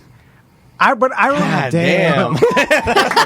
Sorry, you owe me a coat. Okay, so this is from I'll wipe it off. From growing up in Miami. I remember because everybody's scamming everybody down there. Mm-hmm. There was a thing in high school that people would they would claim their car was broken into, and they get receipts from the guys they knew that worked at Best Buy for stereo systems and things in their car. This whole story is weird. Sorry. And then turn them into the insurance company, and then be like, "Look at all they stole! They stole my goddamn bazooka!"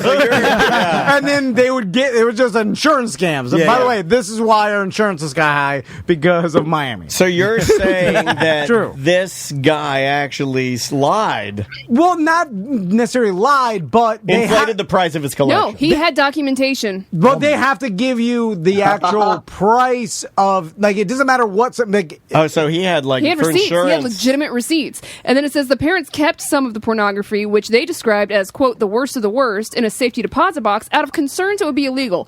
If you thought that was illegal, why are you holding on to it? Right? And then it says police reviewed. Listen to this. Then the police reviewed the X-rated material and found no evidence of illegality, and no charges resulted from it. So they kept some of his porn stash in a safety deposit box because they thought it was like the worst of the worst. I put your rings in Why there would with you do that, that? with that DVD of the girl sucking a horse. This whole family's insane. I get your rings in there too. Yeah, because and the deed to the house. Mom, that says barely legal.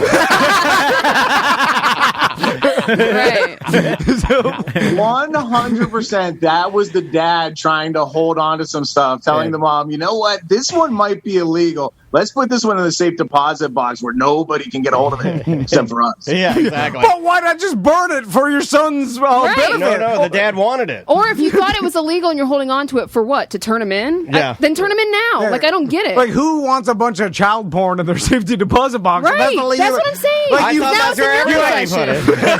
It doesn't make any sense. you burn it in the backyard, right? Like, you find anything of your son's that you're like, oh my God, he's a sicko. Yeah. And you burn it.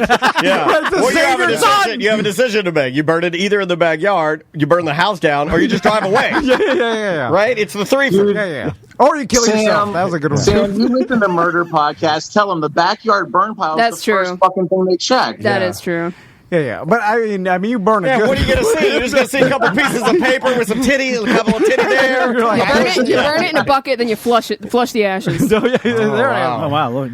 We used to know guys. You guys all got scared of me. I was just going to admit something that I need to get up. I flush Halloween candy wrappers. Gotta clog your toilet, buddy. What? I don't want my wife knowing. Oh, to hide it from your wife? Snacks? Oh, I've been doing that for years. I get too high. Thank you. I get too high, and then I'm in there, and it's just a Reese's wrapper, and I'm like, if I scrunch it up real tight, it'll make it down there. Because I've seen my doo-doos. One day they're going to be It's breaking it open. in big Reese's. Shawshank of Just candy wrappers. All right, Ross, what's the next one? All right, let's stay with pornography. We got a bishop, a Spanish bishop, left the Catholic Church. Right, he was Spain's youngest bishop. He's met the Pope. Kind of known for being outspoken against abortion, against homosexuality. Announced he's leaving the church. A newspaper called Religion Digital is now reporting that it's come out that he fell for a lady named Sylvia Caballal. She's a psychologist and an erotic novelist. Okay, he left the church for a lady who writes smut books, including books like The Hell of Gabriel's Lust and the Amnesia trilogy, in which the reader is promised a journey into sadism, madness, lust, and a struggle between good and evil. Whoa, this guy's going to doing the preacher's daughter 180, right? Yeah. He basically left the Bible for Bible porn. Yeah, you're right. Yeah, it's probably because it's familiar to him, right? Or it was his thing all along, and he just found one that he could You're jerk probably off to. closer. That's probably closer. Is that all along? Yeah. Like, I often wonder when guys, like, they'll do this whether you leave your family or do something like you leave your career or your lifelong mission to do, you know what I'm saying? You're like, That's my dream is to leave my family. But being the youngest one of these, he has to be like, what, 45 or something? Like, you know what I'm saying? He's not like... He's not 19. He's not like Doogie Howser. 52. He's 52. Yeah, so you're 52. Yeah. You've been doing this for a long time. Yeah. All your friends and your family. You got to read some smut and get a hard on. You're freaking out. Like, how? Like, he must be like fed up. He's freaked out, right? He's freaking out. He's doing a full frog freak out. Like midlife crisis freak out where you're just because now you're going 180 and you've left all... Like you're the Catholic Church and everybody you know for the exact opposite of what they don't like. You know what I'm saying? Yeah. It's weird to me that someone's willing to go and do that. Like, take some fucking balls, right? Like, it's crazy. Both do, right? I kind of feel like, there's a part of me that says like, wow, that's going to be really hard if you're maybe you're struggling with that, right? Let's say part of you wants to stay and be a bishop. And the other part of you does not, and you got to decide which one would be better for you.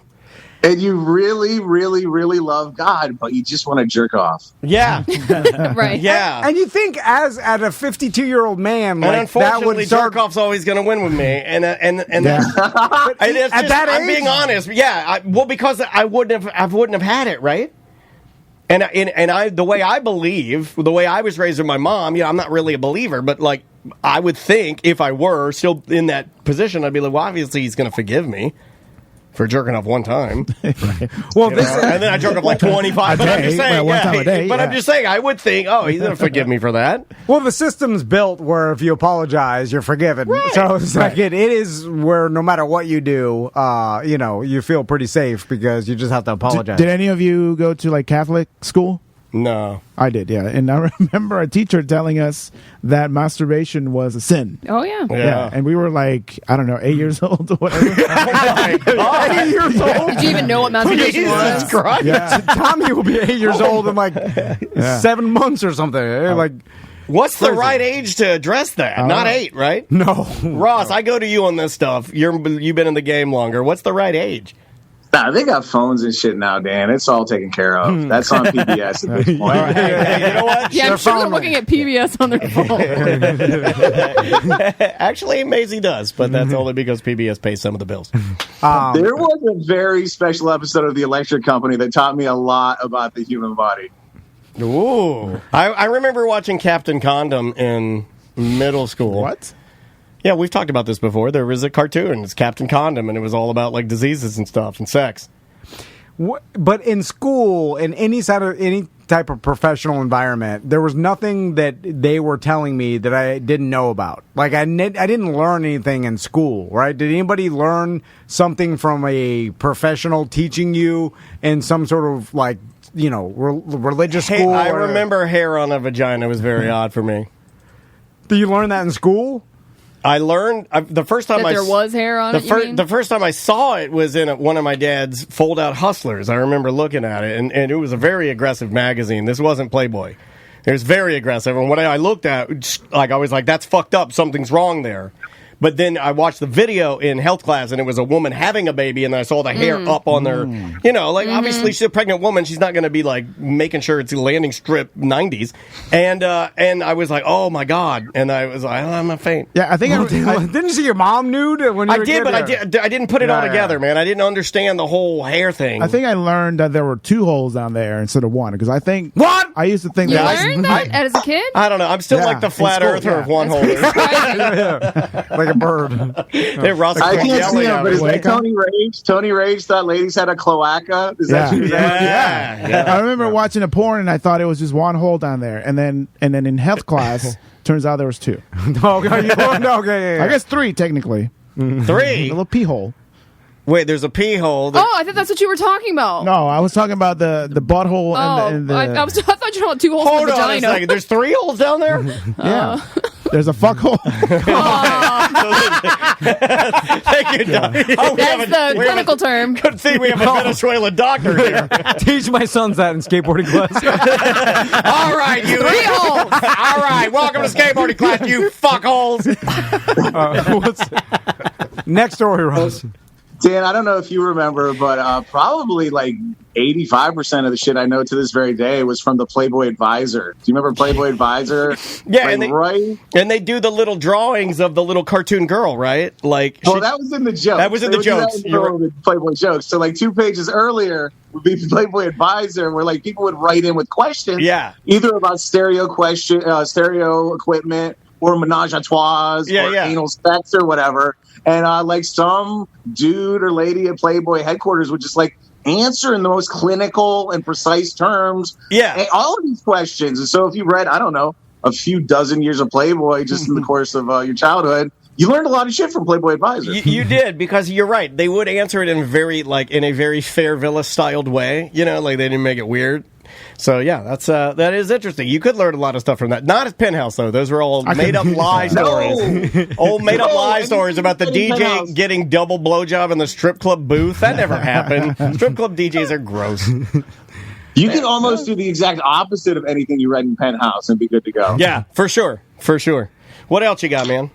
All right, Dan, not since the fish are eating my friends have I had a story that is going to freak you out so much. Oh, no. Imagine yourself, Dan, you're on the International Space Station. It's been getting a little creaky lately. There's been a couple air leaks. They've had some engine misfirings. The Russian section is starting to crack a little bit. Nothing to worry about. Just some light cracking in the Russian section. And you guys are floating there. It's time to charge up the batteries. You flip the switch. You start charging the batteries. And there you are in space, in a tube full of air, in the vacuum. And the smoke alarms start to go off. Oh, shit. This is terrifying. I would never go in space. Space scares the shit out of me. I would take that underwater. Mother fish can eat. I can hear my friends. Yeah, I think I would too. I'm freaking out a little bit. I would take that. At least you're on Earth, right? Yeah. 100%. This is terrifying to me. You know what movie is really hard for me to watch is Gravity. Open the pod bay doors. Hal, the 2001, A Space Odyssey. Yeah, Odyssey. it still fucks with me, man. Like those type of, I get real claustrophobic, and I think it maybe goes back to my plane thing or something. I don't know. Spaceship is a no go. So they started charging the batteries. An alarm went off. They smelled like burning plastic, and they did get it under control. They went back to regular duties. But it's highly alarming. The ISS, built in 1998, was supposed to have a 15-year lifespan, and they just keep pushing it and pushing it. And they're saying now in the Russian segment, 80% of the in-flight systems are past their expiration date, cracks, air discharges. And a couple weeks ago, I don't know if you caught this story, they were like, there's an engine firing. We don't know why. We don't know how it's pushing. Just one of their engines started firing, and they had to rush to turn it off. Yeah, and did you see that story? I know the one you're talking about, Ross, because I have some alerts for these now. And yeah, that thing started just firing on its own, and then it started moving the actual station, right? That's what they do. Yeah, that's what they're for. So it's it was like if that thing had continued, I don't know. I would imagine. Did they try unplugging it and then plugging it back in? The Russians have basically announced they're over it. They're going to build their own space station. No final plans on that. Currently, right now, 7 astronauts on board the ISS.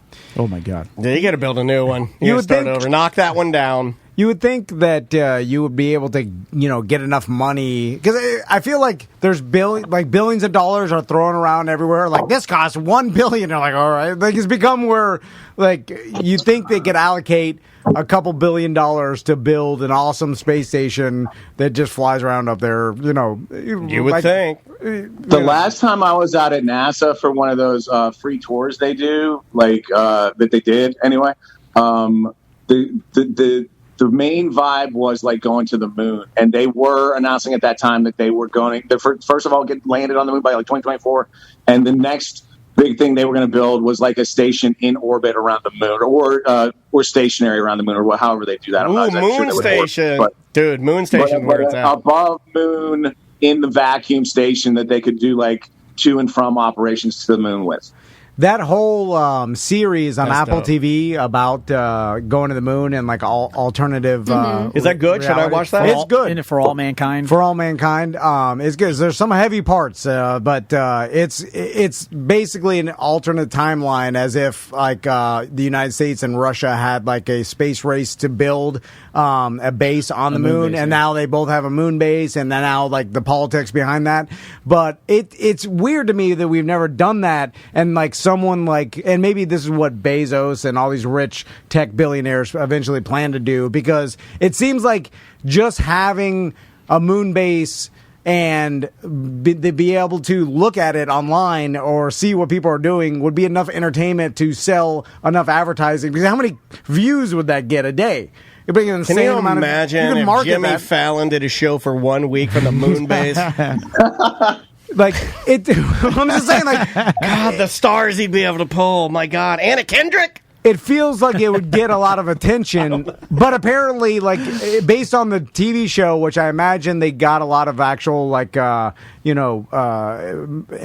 from NASA about what would be the reality of that. Like every time the sun you're on the sunny side of the moon or whatever, there's like a lot of extreme heat and then radiation, and like there's solar flares that because there's no atmosphere, that extreme radiation. I would watch all of this. Is that what you're saying? Like if they they had this like documented on a site that I could just log in. That's what's happening at the moon base today. Yeah.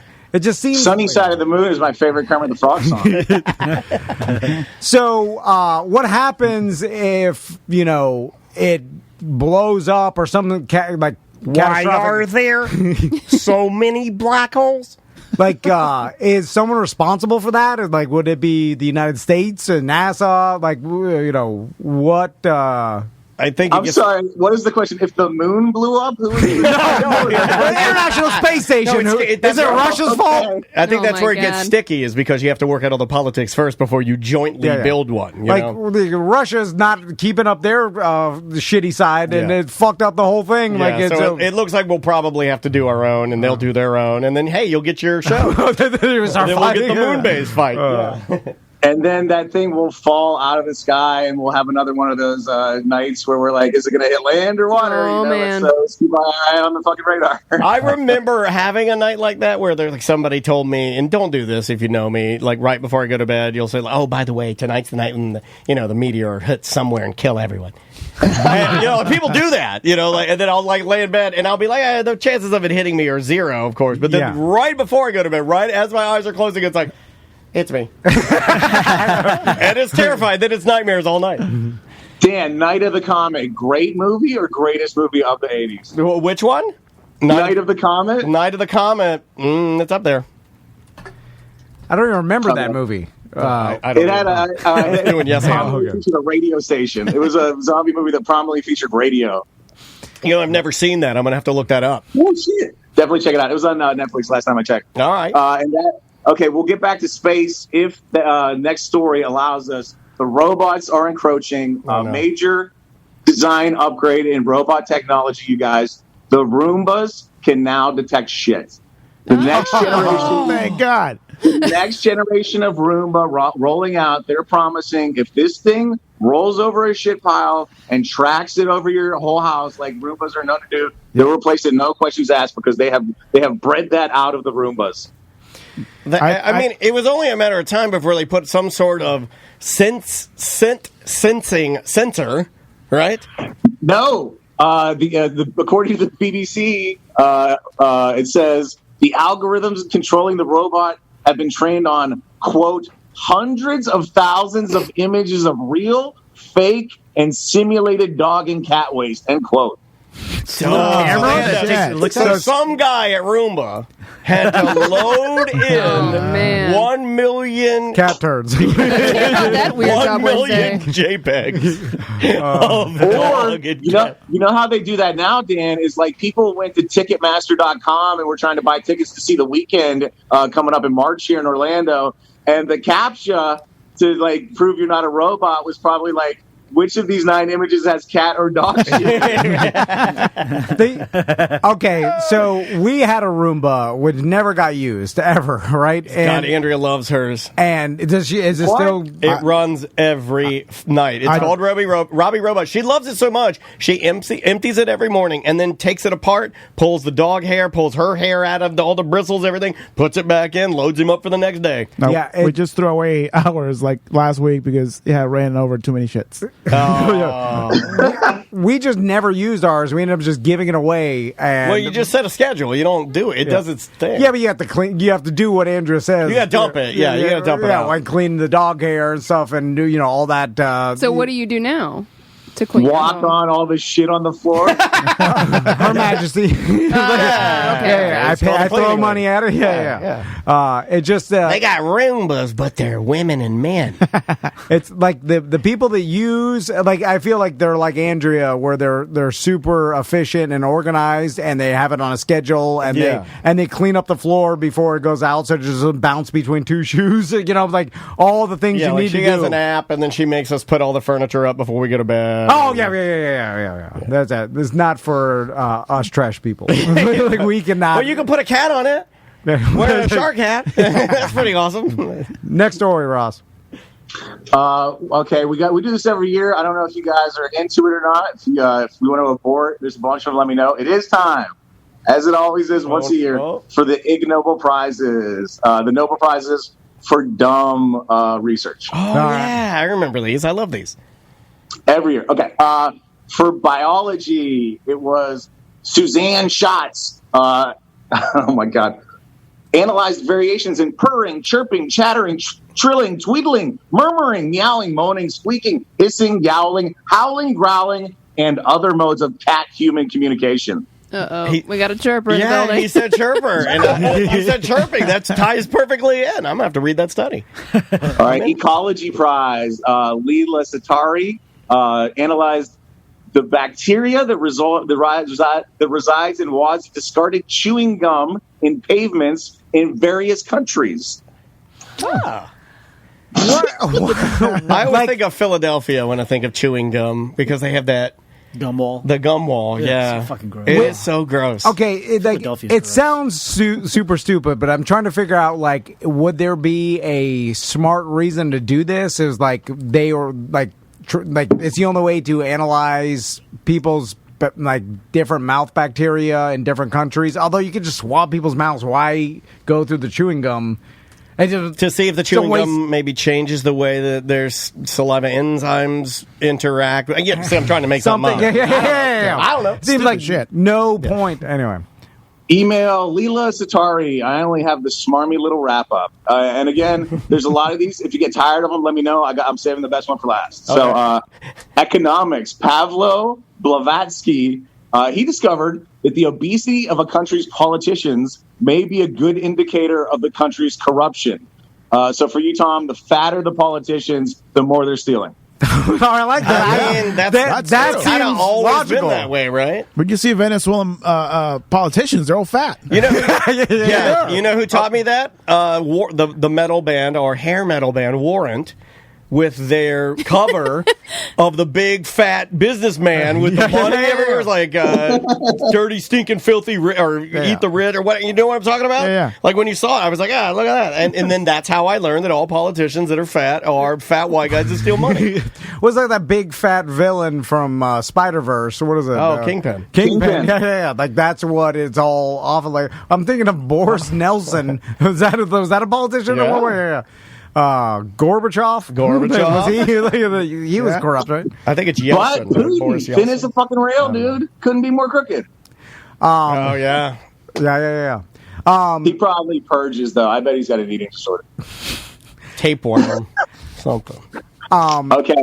Physics prize went to scientists that conducted experiments to learn why pedestrians do not constantly collide with other pedestrians. The kinetics prize went to scientists for conducting experiments to learn why pedestrians do sometimes collide with other pedestrians. I like that one.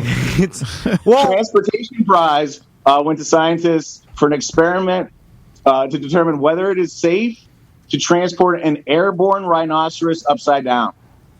Oh, wait a minute. That's the Russians, because they like to put animals in the air, right? Yeah. This one I read about. This was in Africa, and apparently this is how they do transport the rhinos. Like, if they lay them on their sides or their back, they have trouble, and especially like in a truck or something. So what they do is they truss their fucking feet up together, they hoist them upside down by a helicopter, and they take them like whatever preserve or wherever they're going. That's how they take them. So they did a study to see if this was fucking them up, basically, and it turns out they're fine. Oh, there you go. Well, that's good to know. That's a nice thing to do for now. You know how to transport this rhino. Money well spent. Yeah, but the first time they did it, they realized that they're fine when they got up and ran away or whatever. Like, oh yeah, this works. Oh, look at him go. They didn't know. He's getting me good. My personal favorite, wrapping us up, the Ig Nobel Prize in Medicine went to Olke Sem Bullet and colleagues for demonstrating that sexual orgasms can be as effective as decongestant medicines at improving nasal breathing. For you, Tom, coming is just as good as NyQuil. Oh my Same god! fucking Makes thing. sense why your allergies have been so bad. Yeah, dude, you need to blow it out your penis. Get the boogers out. That or give you a spoon. One of the two. Go blow your nose, dude. I'm gonna get them boogers out. Yeah. Tony Rage caught it on your arm. Yeah. You're taking a lot of beating today, dude. It's not fair. Yeah, like so when I tell you I have to excuse myself to blow my nose, Oh no. you know. Downstairs nose. That's terrible. If you said that here, are you saying It makes the same sound. as we all? Why do really old men decide to make their nose blowing loud? Why do they do that? Because I've Power never, move. I've never Yeah. seen I've never seen a young man have a loud nose blow. I think old men, like at a certain point, like give up on. First of all, they're probably like I know I'm going deaf, so they're probably like I'm extrapolating. They're deaf and blind, and so noise and it doesn't register on them, so they don't know. Like I'm back. We're back at the downtown Y, and man, you think nose blowing is bad? Like walk through that locker room at a certain time of day, and you'll just see an 80-year-old dude with a leg up on a stool, powdering his ass and blowing his nose at the same time, Yeah. and doesn't give a fuck. Just generally doesn't give a fuck. He could be doing it in the lobby, but this is where the towels are. I'm jealous of old men that stand and they hoist a leg up and they have their socks on or shoes. They hoist a leg up and then they use not a full size, but one of those mini. My dad had one, a mini hairdryer yeah. to blow their pubes dry, and then that's to keep the moisture. And then they powder themselves up. But I'm a little jealous because it does seem like it would feel good in my pants to have everything powdered around and like Yeah. dry. Well, you could do that at home. Like you don't have to do No, it in I public. want people to see me. Yeah, well, what is it? Is it like I'm a voyeur. are you're shoving it in our face at this point, right? Like No, I don't think they think of it like that. I think that really, really old men, when they do this, think of it in terms of this is what guys do. Like, we did bare knuckle boxing. This is the way we did it in my day when I played football and baseball. I think Yes, once you get to a because- certain age, you don't care, right? There is a guy who does that thing where you grab both ends of the towel and you just hold it against your ass and like wipe it back. I do that. Yeah, I do. Which, it doesn't do anything. It just makes your balls clack together between your knees. That's it. But my pop-pop wasn't like that. Like, he didn't want me to look at his dick and was mad. Well, that's a good thing. When did that come about? Just for the record, I don't want you to ever look at my dick. Well, that's okay, Grandpa. No. All right, stop looking at it. No, like I'd have to take, at the last year or two, I'd take him to the hospital a couple times. And Whatever stuff you do, don't look at my dick. And then there's some times where the nurse was like, she would say like, "Oh, you want your grandson to You help want to look at your grandson to look at your dick? Why would you? The hell? Well, because she was thinking that like some older men are like they don't want the nurse. They feel like it's. I think they're like, they feel They're trying embarrassed. to help the old man by trying to cater to his generation. They did it with my dad too. Like So which one is it? Is it hey, look at my dick, blow dry my pubes, or don't look at my dick? Like it seemed because if all old men didn't care, Person to person. It's like the guy that jacks off in the plant. Not everybody wants to do that either. well, then I'm saying the old men. Yeah, they're like, look at it. Yeah. They're blow drying their pubes are weird. Then not all then of based them. on that, then if you're wearing jogging shorts and you're running around Winter Park. And you just happen to love rainbows, and you're a really famous comedian, and your big mega hog keeps popping out and flopping around everywhere. You're doing that on purpose. Well, yeah, you posted that on Instagram. Yeah, for sure he's doing that on purpose. Yeah, I'm just saying there is a purpose, and they are targeting. It's an attack. This old man knows It's Ross. a calculated attack. Yeah. He knows Ross is coming around the corner. It's like, well, they're gonna look And at me. he probably is like, oh, that guy with all the beautiful hair's coming. Well, I'll knock him down a peg. Look at my beautiful hair. Oh my god. Because there's a way to like at least be a little bit discreet. You know what I'm saying? Yeah. Like, Not blow drying your pubes? No. No, What if you wrap the towel around you and then... It gets too hot in there. What is No, it? no, The you greenhouse? You can. got to leave it open. you can do it. You can do it, old man. The same thing about a lot of old people that talk about like they grew up in a different generation. So Do old women blow dry their pubes and the ladies? I've never seen it. I don't think so. Although they may be more flippant Do they about floof it? I don't know. I've never been. Haven't seen a lot of pubes in the gym. Yeah. A lot of old ladies don't go to the gym. That's Or if they more of an do, old I don't man think they thing. shower there.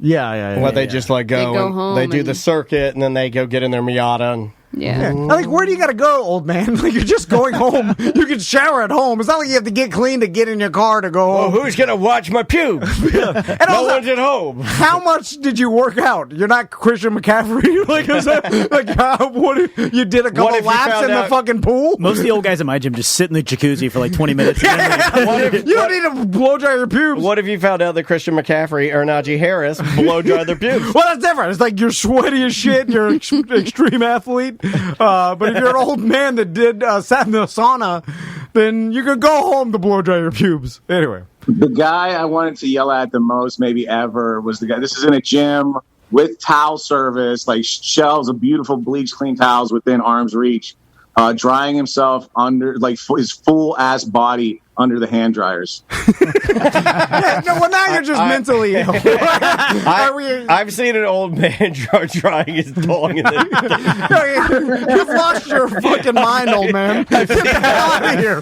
Someone should yell at them. I'm going to fucking yell. I don't go to I wish I would. I wish I had the ball. My favorite thing. Get the fuck out of here, old man. Ross, Quit doing that shit. You nailed it, because my favorite thing would be a Planet Fitness with an old man drying his pubes in the hand dryer, and Tom walks in and knowing that you were powerless and you're so mad you're like, I can't do shit about it. And I want to. So, would you explode? You might explode. No. I'll just act like it But it would hurt. But it would hurt, right? It would hurt your chest. Yeah, well, you know. Or would you do that thing where you'd be like, hey. Then you'd walk There's no reason for it, though. Anyway. Ross, Yeah. Great job on news today, buddy. Oh, thanks a lot, guys. Ross, anything to plug? Any shows coming up? Check out Talks with Ross. You can always see me at the Bull and Bush Wednesday nights for open mic. If you want to see me suffering, Saturday night, first and third Saturdays of the month for Showcase at the Bull and Bush. If you want to see some good, tight comedy that's been practiced and honed. And tomorrow, you might remember, Tom, it's 9/11, and I'm doing a show with David Jolly. I actually haven't looked to see where it is. I do know you have to buy tickets through Jolly or something. So it's got a dress code. Me and Jolly. Yeah, don't dress like a shitbag either. It's got a dress code. Where's it at? I swear to God, it's got a dress code. I saw the flyer. It's like, don't dress like a dick. The Jolly's got like a deal with, and he picked out a bunch of good comics. I know Kevin Dean, who's one of my favorite new guys, is coming out, and he picked out a bunch of other good comics. It's going to be us. It is a ticketed event, so again, if you want to see us tomorrow night, it looks wherever good. This club is. It's the place that he was talking to us about last time. It's called the Lab Orlando. The Lab. It's over on West yeah. Church Street. Yeah, I'll put it up in my stories, too, if people want to check it out. But, yeah, it looks really fun. Good luck with that, man.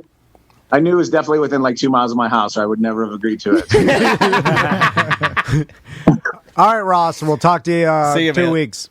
Bye, guys. All right, be good. That is Ross live from. Oh, I caught him midway. That is live from the news center. You want to take a break? Yeah, let's take a break. Oh God, I can't stop cry laughing. Let me plug Shit, Gringos that's funny. Locos, multiple locations. They do catering, but downtown, Milk District, one on Michigan Avenue, one by UCF. Also, if you Uber Eats or any delivery service, they got their catering location on Lee Road. They send out Uber Eats orders and stuff. But, It's fantastic. You will enjoy it. yeah, gringoslocos.com. This is Dan Andronio and the Bygones. The name of the song is Sea Level.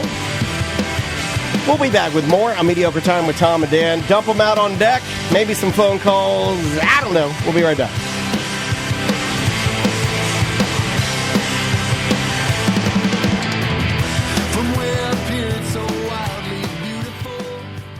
Two great car dealerships that have been sponsors of ours for, God, damn near 7 years now. I have no concept of time anymore. Yeah. I was going to say 8 years. I was going to say year and a half.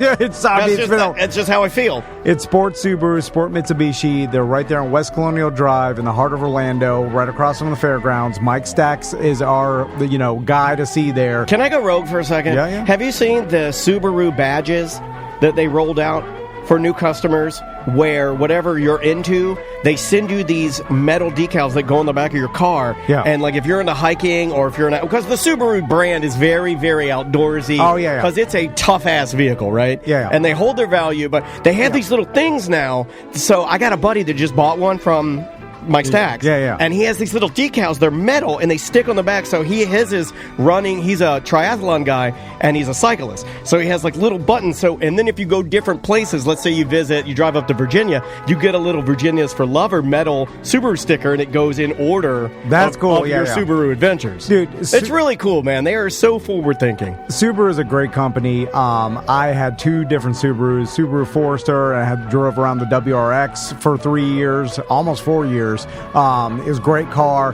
My wife got a pre-owned vehicle at Subaru. She got a Chevy Traverse, which then we traded in, but then she got another brand new Chevy Traverse. She loves that one. You got a brand new Silverado that you enjoy. Well, it's not brand new now, but you enjoy it. Seth has enjoyed your Silverado. And that is at Don Mealy Chevy, our other dealership. That's in Claremont. J.C. Harrelson is the guy to talk to there. He's the sales manager, so he's going to take care of you. Yeah, if you're looking to get a truck that you can loan to a friend so he can bang his teen girlfriend in it, and you'll never use it to pull your own boat, JC's your man. Also, if you get a car at either dealership, you're eligible for a beautiful Gabriella plant. Or if you don't want that, just email us. We'll send you a merch item. We'll send you a t-shirt, whatever you want. Pick something out. I'll send you my left shoe. Because it matters to us if you support our sponsors, and these sponsors are great. It's Sport Subaru, Sport Mitsubishi, right there on West Colonial Drive, and Don Mealy Chevrolet in Claremont.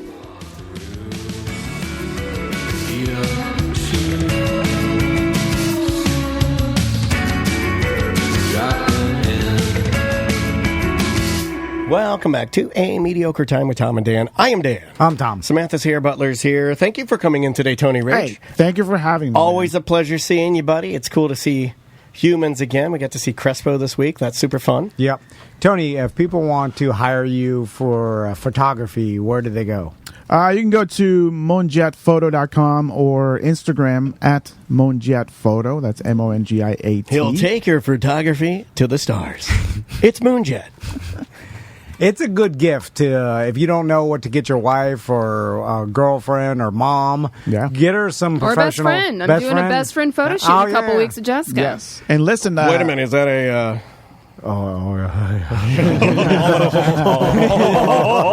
It's gross. She's like my sister. No!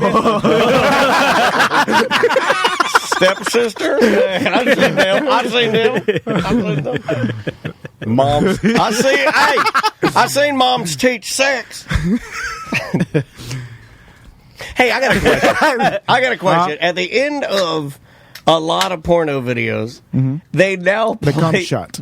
What? The cum shot? No, come on. Jesus Christ. No, at the end of some videos, they'll get to the end, and there is that. There is the ending, but then it'll immediately go to a screen that starts playing loud-ass Pac-Man sound. Like, you know what I'm talking about? It's like, and I'm like, ah! And I'm trying to turn it down. I never had the volume on. It's always silent. At the end, it'll be the ending, and then the girl's like, oh, and then like as it's the finishing, and you might be finishing, it jumps to like a black screen that says like hammer this like button. It's like he got me. The advertisement, yeah. And I'm like, why are they doing that? It just makes me mad at you. Maybe they do it. It doesn't make me support you. Right at the end, they're like he can't stop it or fast forward. His hands are full and they're messy. But you know what I'm saying? Like you do it at the end instead of the beginning, because then you just scroll past. If you did it at the beginning, though, I would sit through it because I'm not doing anything then. No, I always skip ad. We have to wait 5 seconds. Yeah, you got to wait 5 seconds to skip the ad, but sometimes I'll wait through and just see what they say. I don't want to be rude. It's all cartoons, and they're all like, "I bet you can't do this." Or, An impossible task. Is that what you did? Figured it out. You brought him in a room and made it. This is your impossible task. All right, let's do some dump 'em out. Oh shit! Dump 'em out time. Let's go. Dump 'em out. Dump 'em out. Everybody. Dump 'em out. Dump 'em out. Hey, you. Yeah, you. You've seen that girl. We got too many topics on the list today. It's the end of the motherfucking show. So come on, baby. Let's dump them out and play. I want to see your topics. I want to also see your bottoms. Don't dump them out. Don't dump them out. Everybody. Don't dump them out. Don't dump them out. Dump 'em Out brought to you by the DeWitt Law Firm, Injured on the Go, justcallmo.com. Wow, yours is good. Do you know he uses that on the radio station now? That the Yeah, I'm in the car. Really? I'm in the car. I thought he hated it. I've been waiting for the email. I thought he did too. And now this did not work out. And now at the end of one of his commercials, he's like, "Hey, it's Mo DeWitt here. Come see me at justcall.com." And I'm like, what? It scared the shit out of me. Oh, I should have told him that don't do that. Oh, yeah, right. Now you gotta write it. Hey, what the fuck are you doing, man? No, I was just saying, like, that a little unprofessional. Right? I mean, would we do anything unprofessional in business? No. Justcallmo.com. Somebody had a little tickle in their throat, I heard. That was me. Okay. There it is. There it is. There it is. It was trying to come out. Yeah, it was trying to come out. I was like, you get back in there. Come on, let it out. All right, first topic. Florida Georgia Line? Okay. The band? Florida Georgia Line, Okay. the band. I may or may not. By the way, it's the worst line. Hold on. I bought the URL for an all Georgia and all Florida dating site where you can cheat on your wife called Florida Georgia Lion. Really? Florida Georgia Lion. Lion. No G? Okay. I also, the spokesperson for this is a Florida Georgia reggae artist named Florida Georgia Lion. And what is this? No, it's a high thing I wrote down. No. I just wanted to write it down. I was so high. I took a pill, and I thought it was a 10, and it was a 50. And then I got the Florida Georgia Lion. There's the math. Do the math. No math needed to be done. No, I know. This next one. No, yeah, you mentioned earlier this week that you put up your Christmas tree already, Dan. Mm-hmm.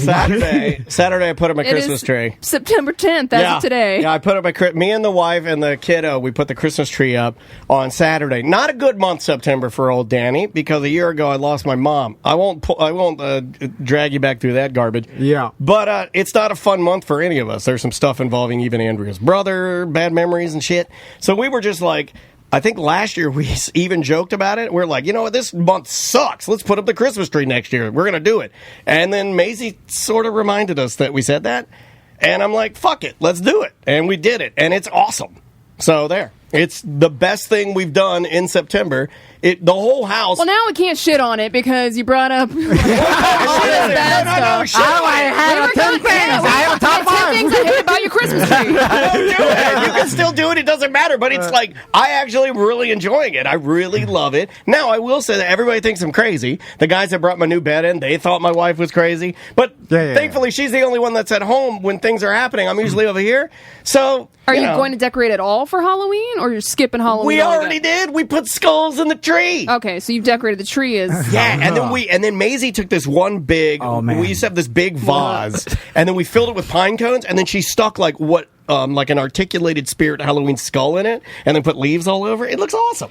You know the ladies that have their whole house decorated like Christmas 365 days a year? Yes. I'm becoming one of them. Look, this is how it started. Like and then I'm going to start wearing all sweaters from Quacker Factory on QVC, and then then they do. And then I join a walking club, and I'm always got wrist weights on. They do the local news hit or in front of the house, or like Martha has been decorating her house like Christmas for 40 years now. And then eventually, hopefully, I get a neck shaker. I'm like, the kids just love it. They love me doing it. And they interview you in your front of your yard, and there's always a plane going over loud as fuck. Yeah. And the lady's like, it just gives these kids so much enjoyment, and they love it so much, and it just puts a smile on their face, and I just like doing that.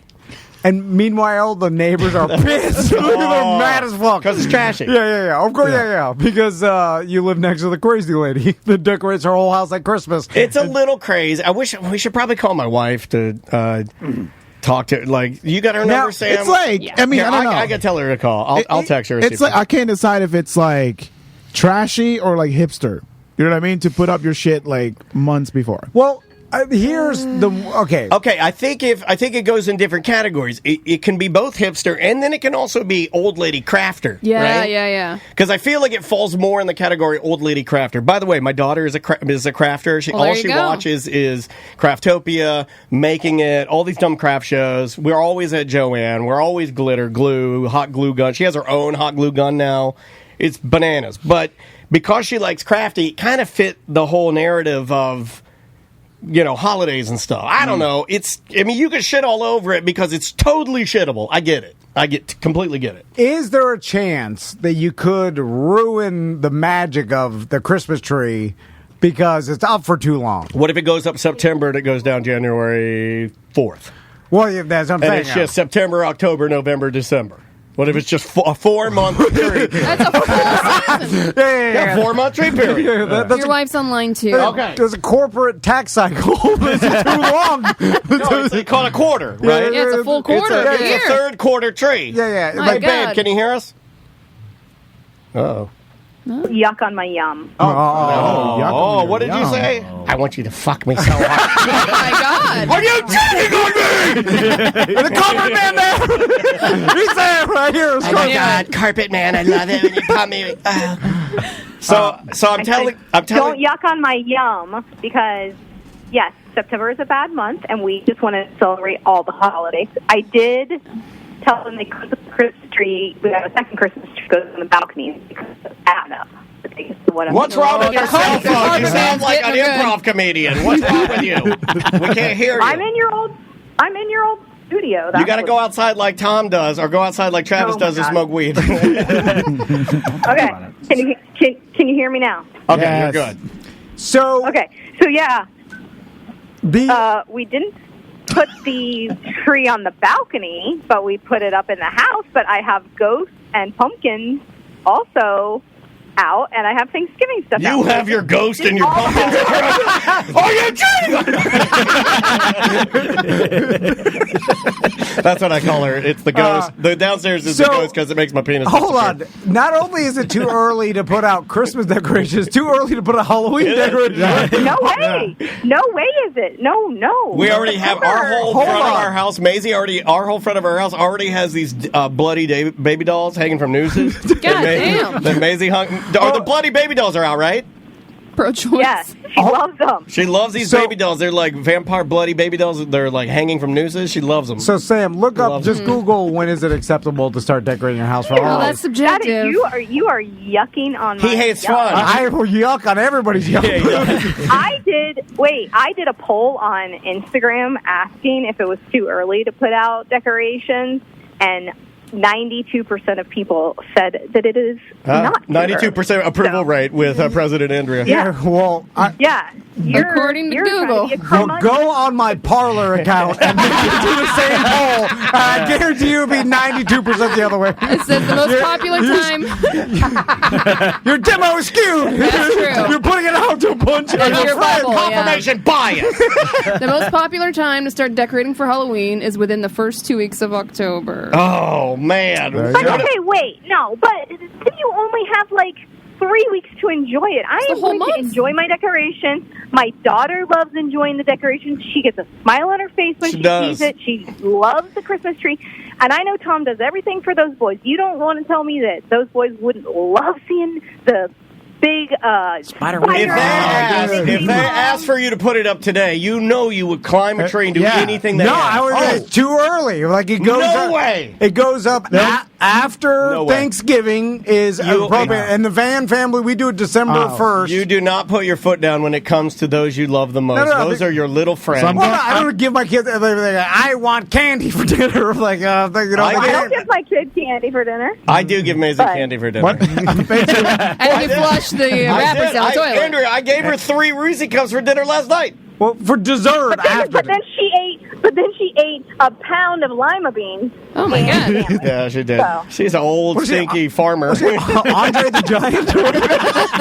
I love lima beans. She ate 64 hard-boiled eggs in one sitting. Jesus Christ. No, but the funny part is, then she got out her yoga mat and got some weights and started weightlifting because Oh my god! What's her checklist? She was showing off her muscles. She goes, "Daddy, look." Yeah, because I lifted weights. she's, Look at my hold on. muscles. She's doing The weights. Dennis family is crazier than the man. Let's just put that on record right now. What you guys are I don't know, man. It's neck and neck. What? Neck and neck? They got the Christmas tree up. She's eating A pound of lima beans. beans. Andrea, what was her? She's doing the thigh master. What was the checklist she wrote? She wrote it. She made her own. She made her own checklist, and she said there's 4 points to being healthy. And then she was walking Daniel through how to be healthy. And the first point was that she has to. It's upstairs. Lift weights. Yeah, The lift. second point. Well, I have to be outside. The second point is to eat all of her dinner, which she did. The third point is to get a good night's sleep. Yes. And her fourth point was to do Stretch stretches every in the morning. Yeah. And she did all Oh, of damn, them. she's good as hell. She put the Can list. she be my and then, fitness And instructor? then this morning she got up and she had her weights and everything and she's doing the shit. And then she stretches. She's checking off her list. I'm like, this fucking nerd, just like her mom. Is Just your like her daughter Jillian mom. Michaels? Mason gets up and does her morning stretches? Yes. Oh my You God. can't even get your kids out of bed. No. First they're And they sleep. eat 10 pancakes, I think, for breakfast. My sons wake up in a different bed every single night of day. Oh, that's a way to live. They're like sideways. Yeah, Hey, that's how old what's his name does it. You wake up in a different bed every night. That's fun, man. Tommy won't even find his glasses in the morning. He'll just stare at the TV cross-eyed. I'm like, you can't even see. I'm screaming, you can't even see. He's like, I can see. I'm like, just "You like can't- his dad. How many He's fingers just am I like holding his up? dad. And then I start showing it to him like he's That's what you do Ezekiel to Elliott. He's got a concussion. If she would, if I would let her, Maisie would get up, she would get dressed, she would get her own bowl of cereal or She her does egg, it, yeah. and then she would pack her backpack and she would walk to school by herself. Oh my God. If She's like, I would let her. She don't. she's ready to move out. She will get up Yeah. and get her own She is. breakfast. She's asked, She'll get up she and get her asked own me- cereal and shit. It's weird. yeah, she asked me last year as a kindergartner, can I walk to school by myself? Yeah, she I'm don't. like, I don't She know. don't give a fuck about me. She just wants to get the fuck out of the house. I love her She's so much. She's training to be a Peloton instructor already. so Everybody she I can- know is dead except for the one person I love the most, and it hates it. It hates me so much. I'm not sure. I cook my sons 2 different breakfasts. a fried egg sandwich, and then Max doesn't like fried egg. I cook him fried egg, but I cut it up into tiny bites so that he can eat, and then pancakes. Now God. I'm with Daniel Too now. much. Here on Sunday, there's going to be a Christmas tree up in the front yard. Then they in a trance watching YouTube or some cartoons or whatever, and then I'm not joking, maybe 15 seconds I have to scream eat. You gotta remind him to And eat. then they're like, oh, and they snap out. Wait, we do that to you here. And it's driving me crazy. We're like, eat your lunch. Do they make it to school on time? Like, Dude, how long does the it listeners- process? You made a perfect This replica is- of yourself who's organized and did. does her morning stretches. I Holy made a shit. goddamn mess. Twice. I've never Can't really. eat unless I scream eat at them, and they snap out of it, and then they eat one bite, and they go immediately Sam, back. Samantha Hart, I'm freaking the fuck out right now because I've never really, and it's very simple. This is very easy to analyze. It is an exact Yeah. You fucking make your- DNA copy of you. That is exactly what Samantha does. She will say, hey, don't forget to eat. In fact, she might have said it today. Yeah. Don't I think you forget forgot to eat today. And then she'll be Like, I snap out of yeah, it. and then you snap out of it. and Wachovia you're, account. Yeah, you're looking at SunTrust and you're like, where am I? Yeah, then I have to eat. It's a goddamn cycle. That's how you make replicas And then of yourself, and you're- then you get mad. You're like, what the hell's wrong with you? You're squinting at shit. We're like, put your glasses on. You're like, I can see. I can see. You'll say, I don't need them. You're like a damn Tamagotchi. A Tamagotchi. Do you think if you decorated or put your Christmas tree up now, it might change your outlook, it might change your kids' outlook, and they maybe would get ready in the morning? I don't know. No. Try to do something different. Try to do something that you wouldn't do. Be spontaneous. Yeah, get out of your comfort zone. Has anything changed my outlook? That's the worst. That's the curse. Because I look at it, I'm like, the curse. Yeah, the worst and the curse. I'm like, change, please. You're doing it wrong. And then I'm like, oh, God, you can't. It's just me. I'm like, I never change. Yeah. You're doing the same thing. It's all, we're cursed. And then I'm like, let's just live together. I get the trampoline.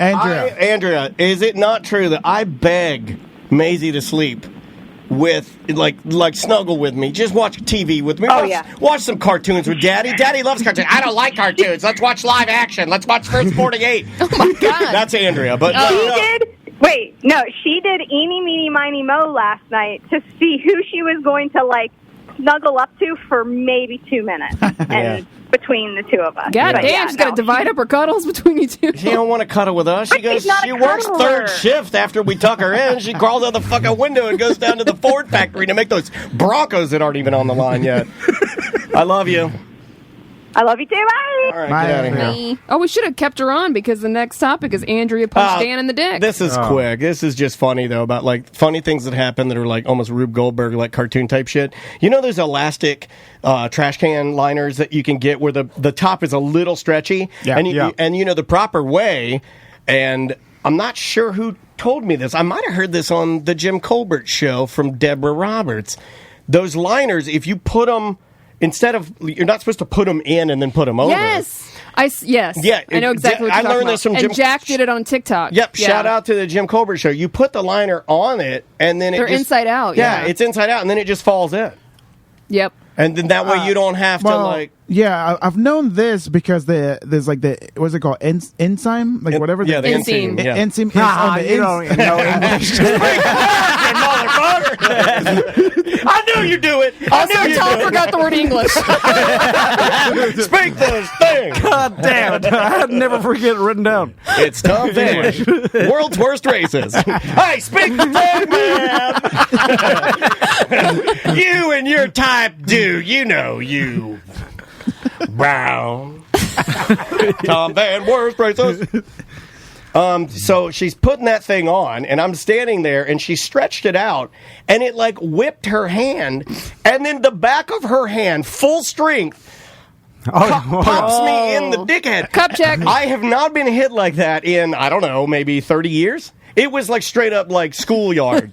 I fell to it hasn't happened in 30 years at least. He gave you a Will Ferrell from Kenny Powers. I started crying. I started, I had that feeling, and men listening to this know, women might, I don't know, but it's like a balloon of pain that starts in the center of your, behind your penis, somewhere in that, whatever's in there, and it goes up into where nausea happens. And then it just sits there and it just aches, and then you kind of you can't function at all. Yeah. You're out, and I'm just and Andrea's laughing, and Maisie's just cry laughing. But I just wrote it down because I was like, "Yep, I'm getting bullied again." They're both laughing at me. I'm laying on the ground. That's that kind of pain that if it had a scent, it would be vinegary, like vinegar, and if it had a color, it'd be green. And why does it last so long? I don't know. And why is the lingering effect a weird nausea? Why do you get nauseous? Mm-hmm. Also, it seems like we should have evolved to have some sort of protection more than weak-ass pubes. That's not weak-ass pubes, man. Well, I'm just saying, turtles have shells, other animals, a rhinoceros has the fucking thing. The horn, or big shield, or is that a dinosaur? You get nauseous due to the vagal reflex. Sam, you have to pause for a second. I apologize. This guy thought a stegosaurus was a rhinoceros. You're off today. You got a morning blowjob or something. No, what's wrong? Mentally ill. It says you get nauseous due to the vagal reflex, in which a nerve signal from your testicle travels up to your spinal cord and brainstem and activates the nausea and vomiting centers in the brain. I hate that feeling. It is the absolute worst feeling. I haven't been hit like that in so long. And I laughed about it because that's all you could do. But that pain is just... Is there an equivalent for ladies? Because I have heard that getting kicked in the vagina is bad. Yeah.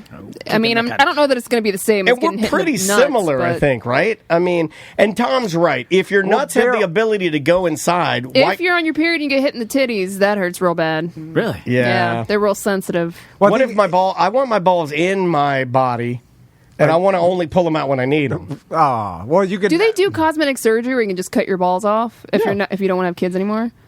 Just like aesthetically? They cut the tube. I don't think they take the balls. That's a whole different... You have to go to a different country for that. I think you can get the... I think to make it just shaft. If you have a problem, I think you have your balls removed, and then you get to choose whether or not you want to get like a saline ball or whether... What if you don't want any? You just want I don't want any. I would just... shaft, no sack. That's fine. No, I want to rock an empty pouch. I don't think... you know just what? a flap of You know what? What, just an empty coin purse? No, you know what? I changed my mind. Fill it up 3/4.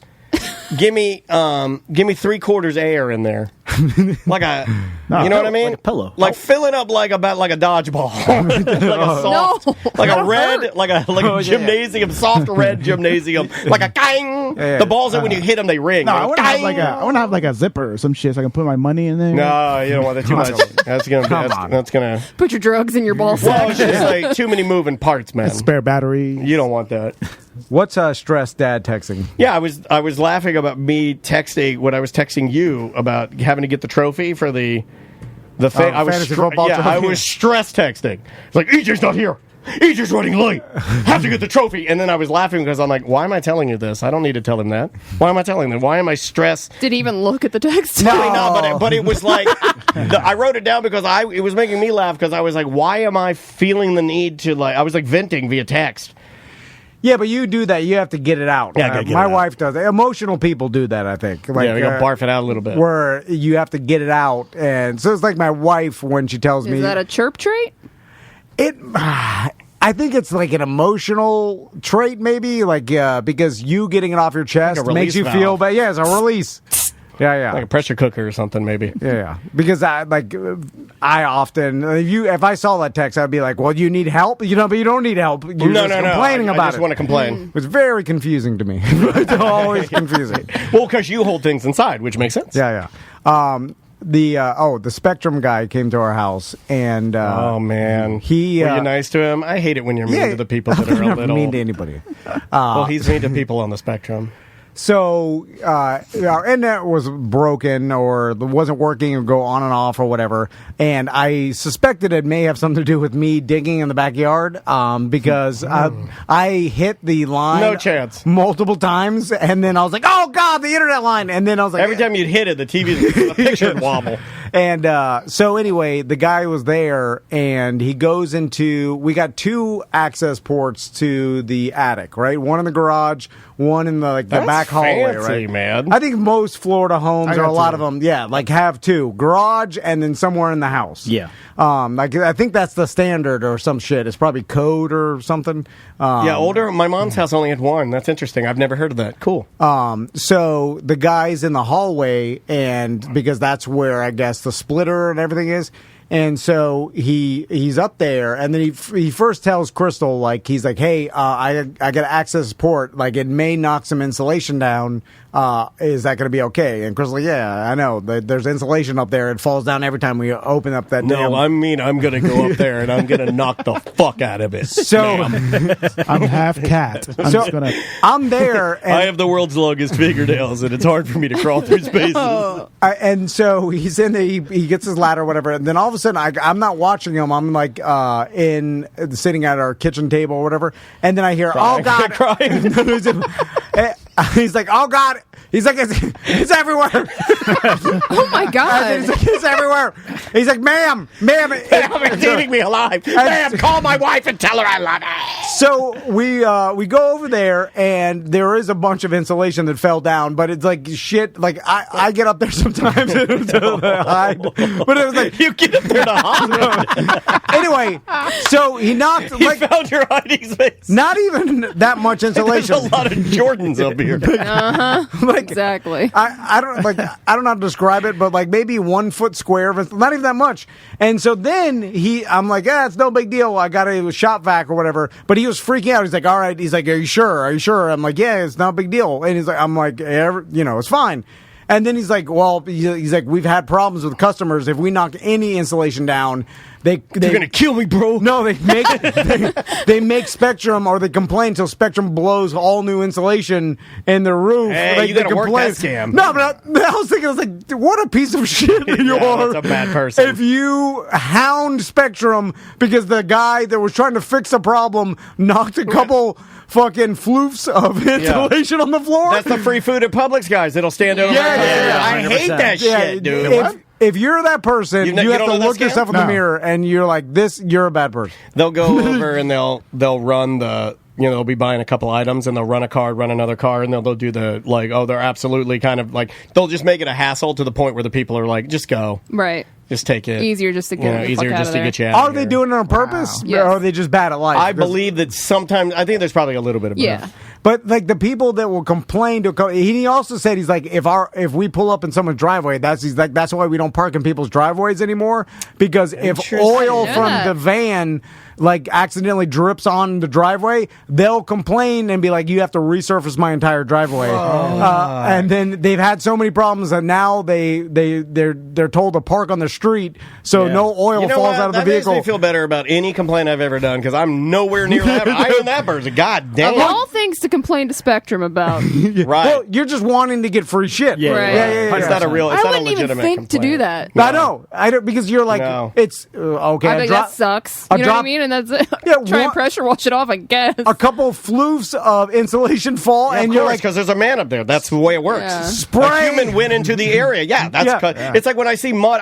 I had some mud in my house from a guy that was doing like some pretty intense work on our floor, or whatever. I mean, and it was raining outside. It's not like I didn't expect that to happen, considering that we live in Florida. It rains all the time, and the man had on boots. And it's just the way it works. You could have gotten new flooring though, bro. And it's those all that sweet new flooring. It's those people that have caused any problem that is actually legitimate for them to deny, because they're so used to denying everything. Like, if someone actually did fall through your roof or whatever, like you're going to be labeled as one of them, because one of them. Seriously, like the people that complain to try to get free shit are ruining it for anybody that have legitimate complaints, because they all get put on everything. It's just like the homeowner's insurance. Imagine this. Imagine if I had, and I know this would affect Tom. So imagine this, because I'll put myself in a real world scenario. Let's say I'm Tom, I'm at his house, I hire Concrete Mike to come out and give me a new driveway. And let's say I spent, I don't know, what's the driveway cost? I don't know. Probably like a couple $1,000. $7,000. Okay, let's say $7,000 for a really nice driveway. And if I did call Spectrum, if they did park in my driveway and it got oil on my brand new driveway that I just spent $7,000 on, I would probably make a legitimate call, and I would be upset, right? It's a brand new driveway. Yeah, but you would ask for like, hey, can you clean the oil off? Correct. Not, can you give me a new driveway or whatever? But even then, if it's like, you just go out there and I probably wouldn't even notice it, dude. Spray the oil off, or at least try some cat litter on there. Yeah, that's what I've done before. Put some cat litter on it. Do the best you can. Because to me, it's like, it's not egregious. If the guy got out and just started pissing on you, you know what I mean? Like, oh, he's like, I'm gonna, you just start pouring oil and fucking away. Like, you know what I'm saying? Like, then you complain. But if it's like the car leaked some oil, it wasn't his fault. He didn't even know. He's not the car. It's just like, shit happens. Yeah, he doesn't know that he's not deliberately parking the car. I mean, I'm saying I would be upset. Yeah, but I think I'm normal enough to understand that he didn't do that on purpose. He's like, I'm gonna ruin this motherfucker's brand new, look at this. I don't think people do that. Or if the is it spraying out like Willy Wonka style, like bubbles of oil, like Spy Hunter. Yeah. Where it's like, come on, Spectrum, fix your cars. You're driving on hunks of shit. Like there is like an explainable way to be like, all right, this is fucked up. This company screwed me over, but that's ridiculous. And like, man, people are hunks of shit. I have a question. If somebody goes through your roof, if they're working on your roof and they go through your roof, can they sue you?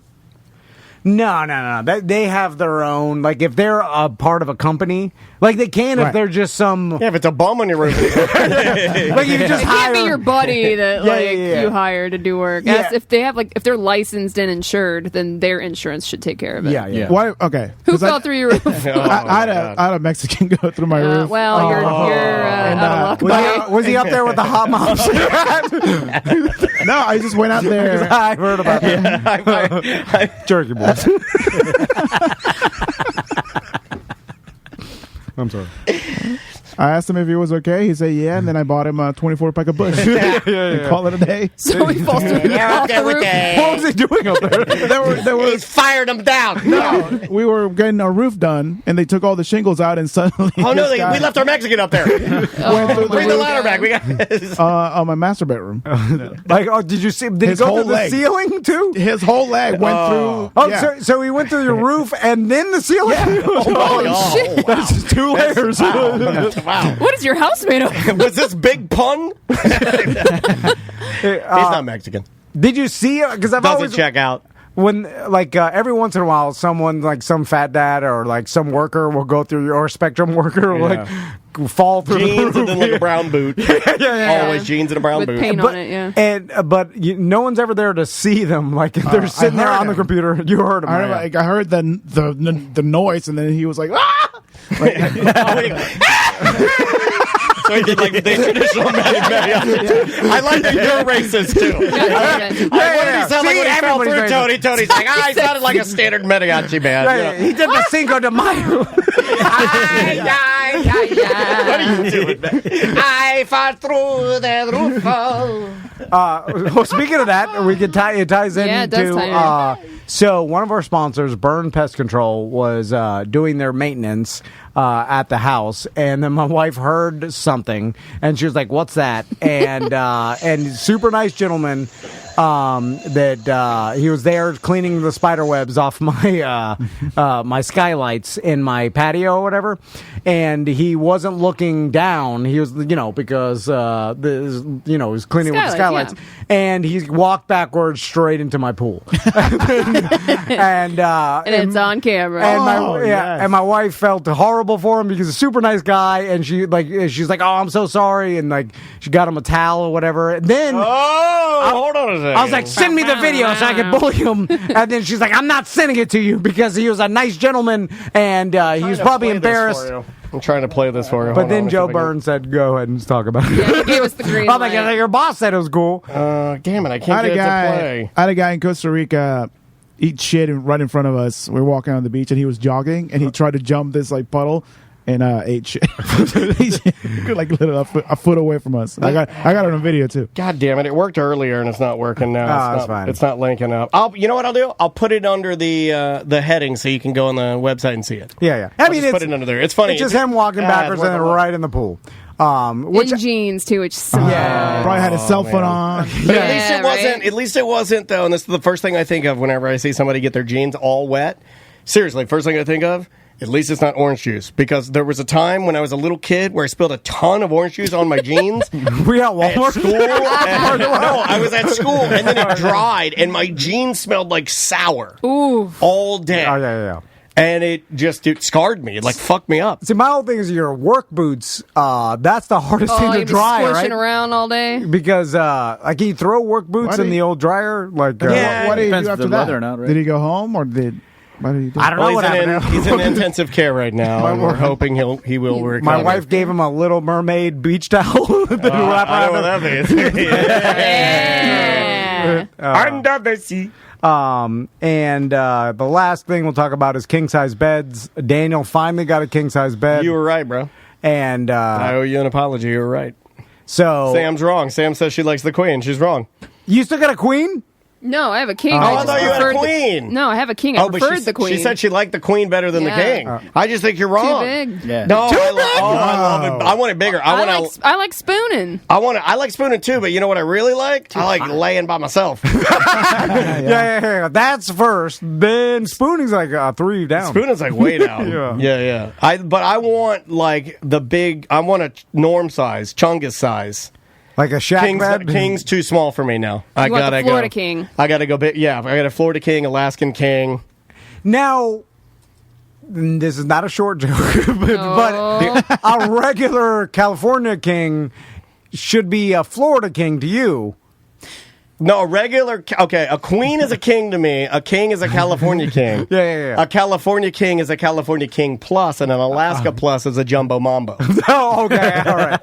So, with the bigger bed, It's life changing, right? It really is. I mean, like, I got so much room. I got all my stuffed animals in there, all the pee-pee dogs. I got my wife. I got the base that moves. Did you get mad that you lived so long without? I did. Yeah. I won't have this bed for the twilight years of my life. Like, I have lived longer without a king size bed than I will live with a king size. That's surprising. Like, I would think out of anybody in here, you would have been the one with a king size, like all the new techie. No. Well, now he's got the best tech bed. I mean, his bed will read his heartbeat. I didn't even know beds had tech. Dude, I saw that on the Thursday Night Football last night. I got the Dak Prescott bed. Yeah, I got the Dak. You got the Dak. I got the Dak. He is on there. The sleep number. Dak is like, look at it. It'll say your heartbeat. I'm like, Dak. Yeah. But Daniel's got Dak. But he's not healthy. When it reads mine, it reads Dak's. And like reads Dak's, like, this guy's healthy. It reads mine. It's like, set your potato on 25 seconds. It thinks I'm a potato when I lay it in. It's like a microwave. I lay it there. It's like, beep.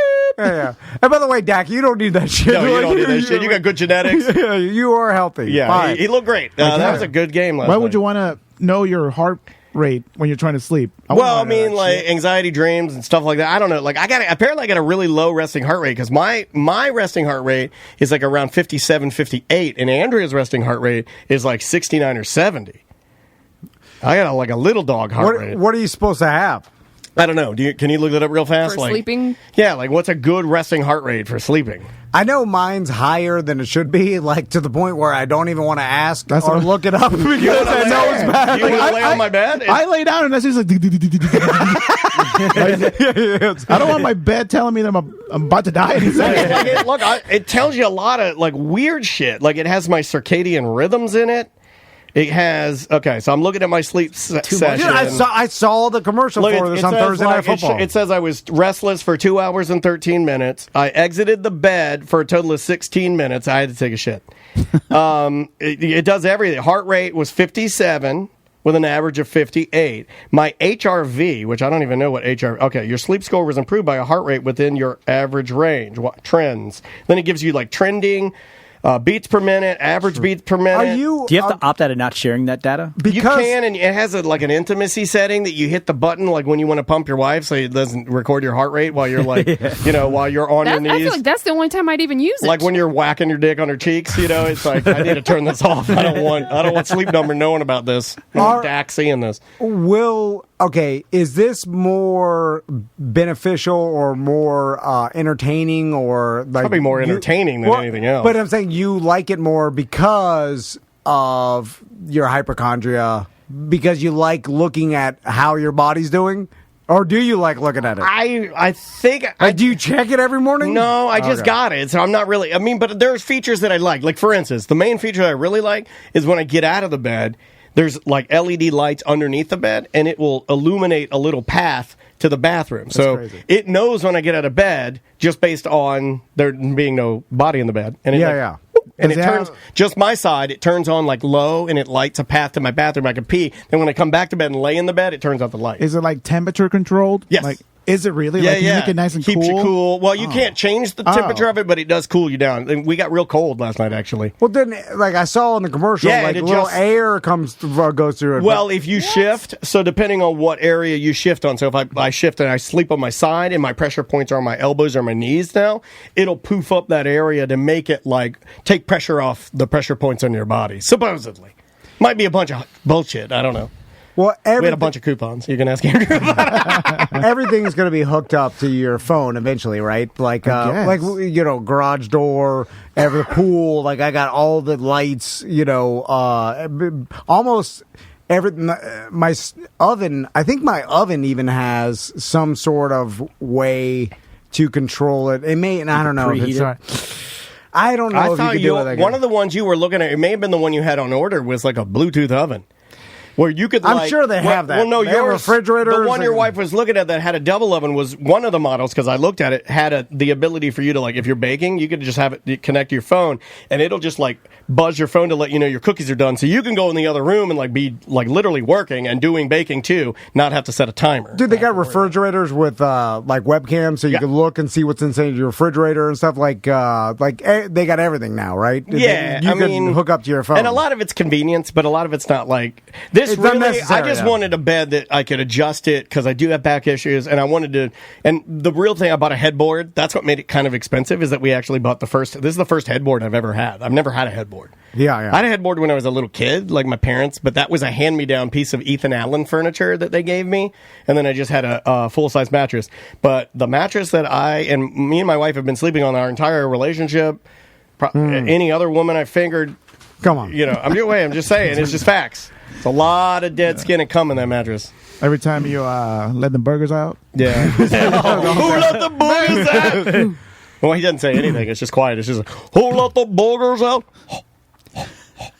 Semantics. What's going on with semantics? Great transition. Great. He's let the boogers out? Yeah. Speaking of letting the burgers out. Speaking of letting the burgers out, I did not forget that tomorrow's September 11th, and this weekend on You Heard About This One, I'm going to talk about some conspiracy theories surrounding the 9/11 events. All right. So that'll come out on Sunday. There's only one rule about 9/11.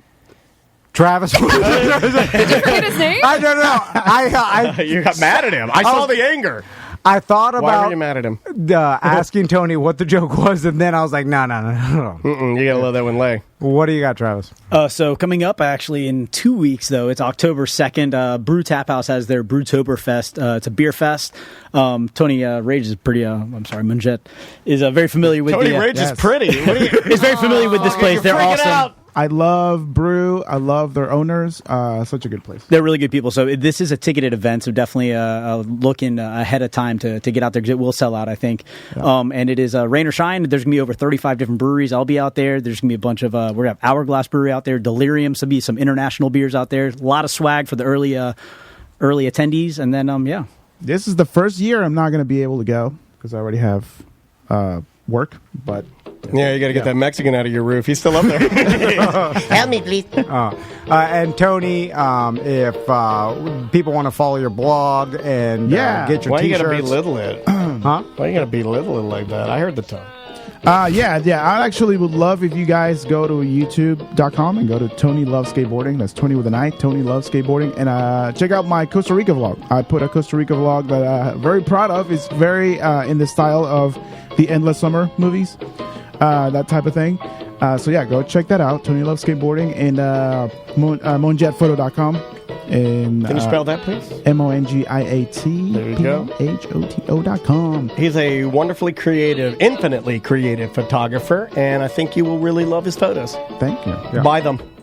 All right. Reasonably priced. And if you're not a BDM, you can sign up at TomandDan.com. We appreciate it. You guys didn't ask me anything for this upcoming BDM show. Oh, yeah. If you saw that thread in the BDM group, we already pre-recorded it, so we answered some of your questions for Monday's BDM. Yeah, like the big one that I don't know if people were confused and thinking that we were going to answer it in that thread, but I was getting those questions for the show, so I just wanted to let people know to listen to the show if you wanted to see if your question got answered. Good call. Also, like and subscribe on Twitch, like and subscribe on YouTube. Tom and Dan Live. I should have said that earlier.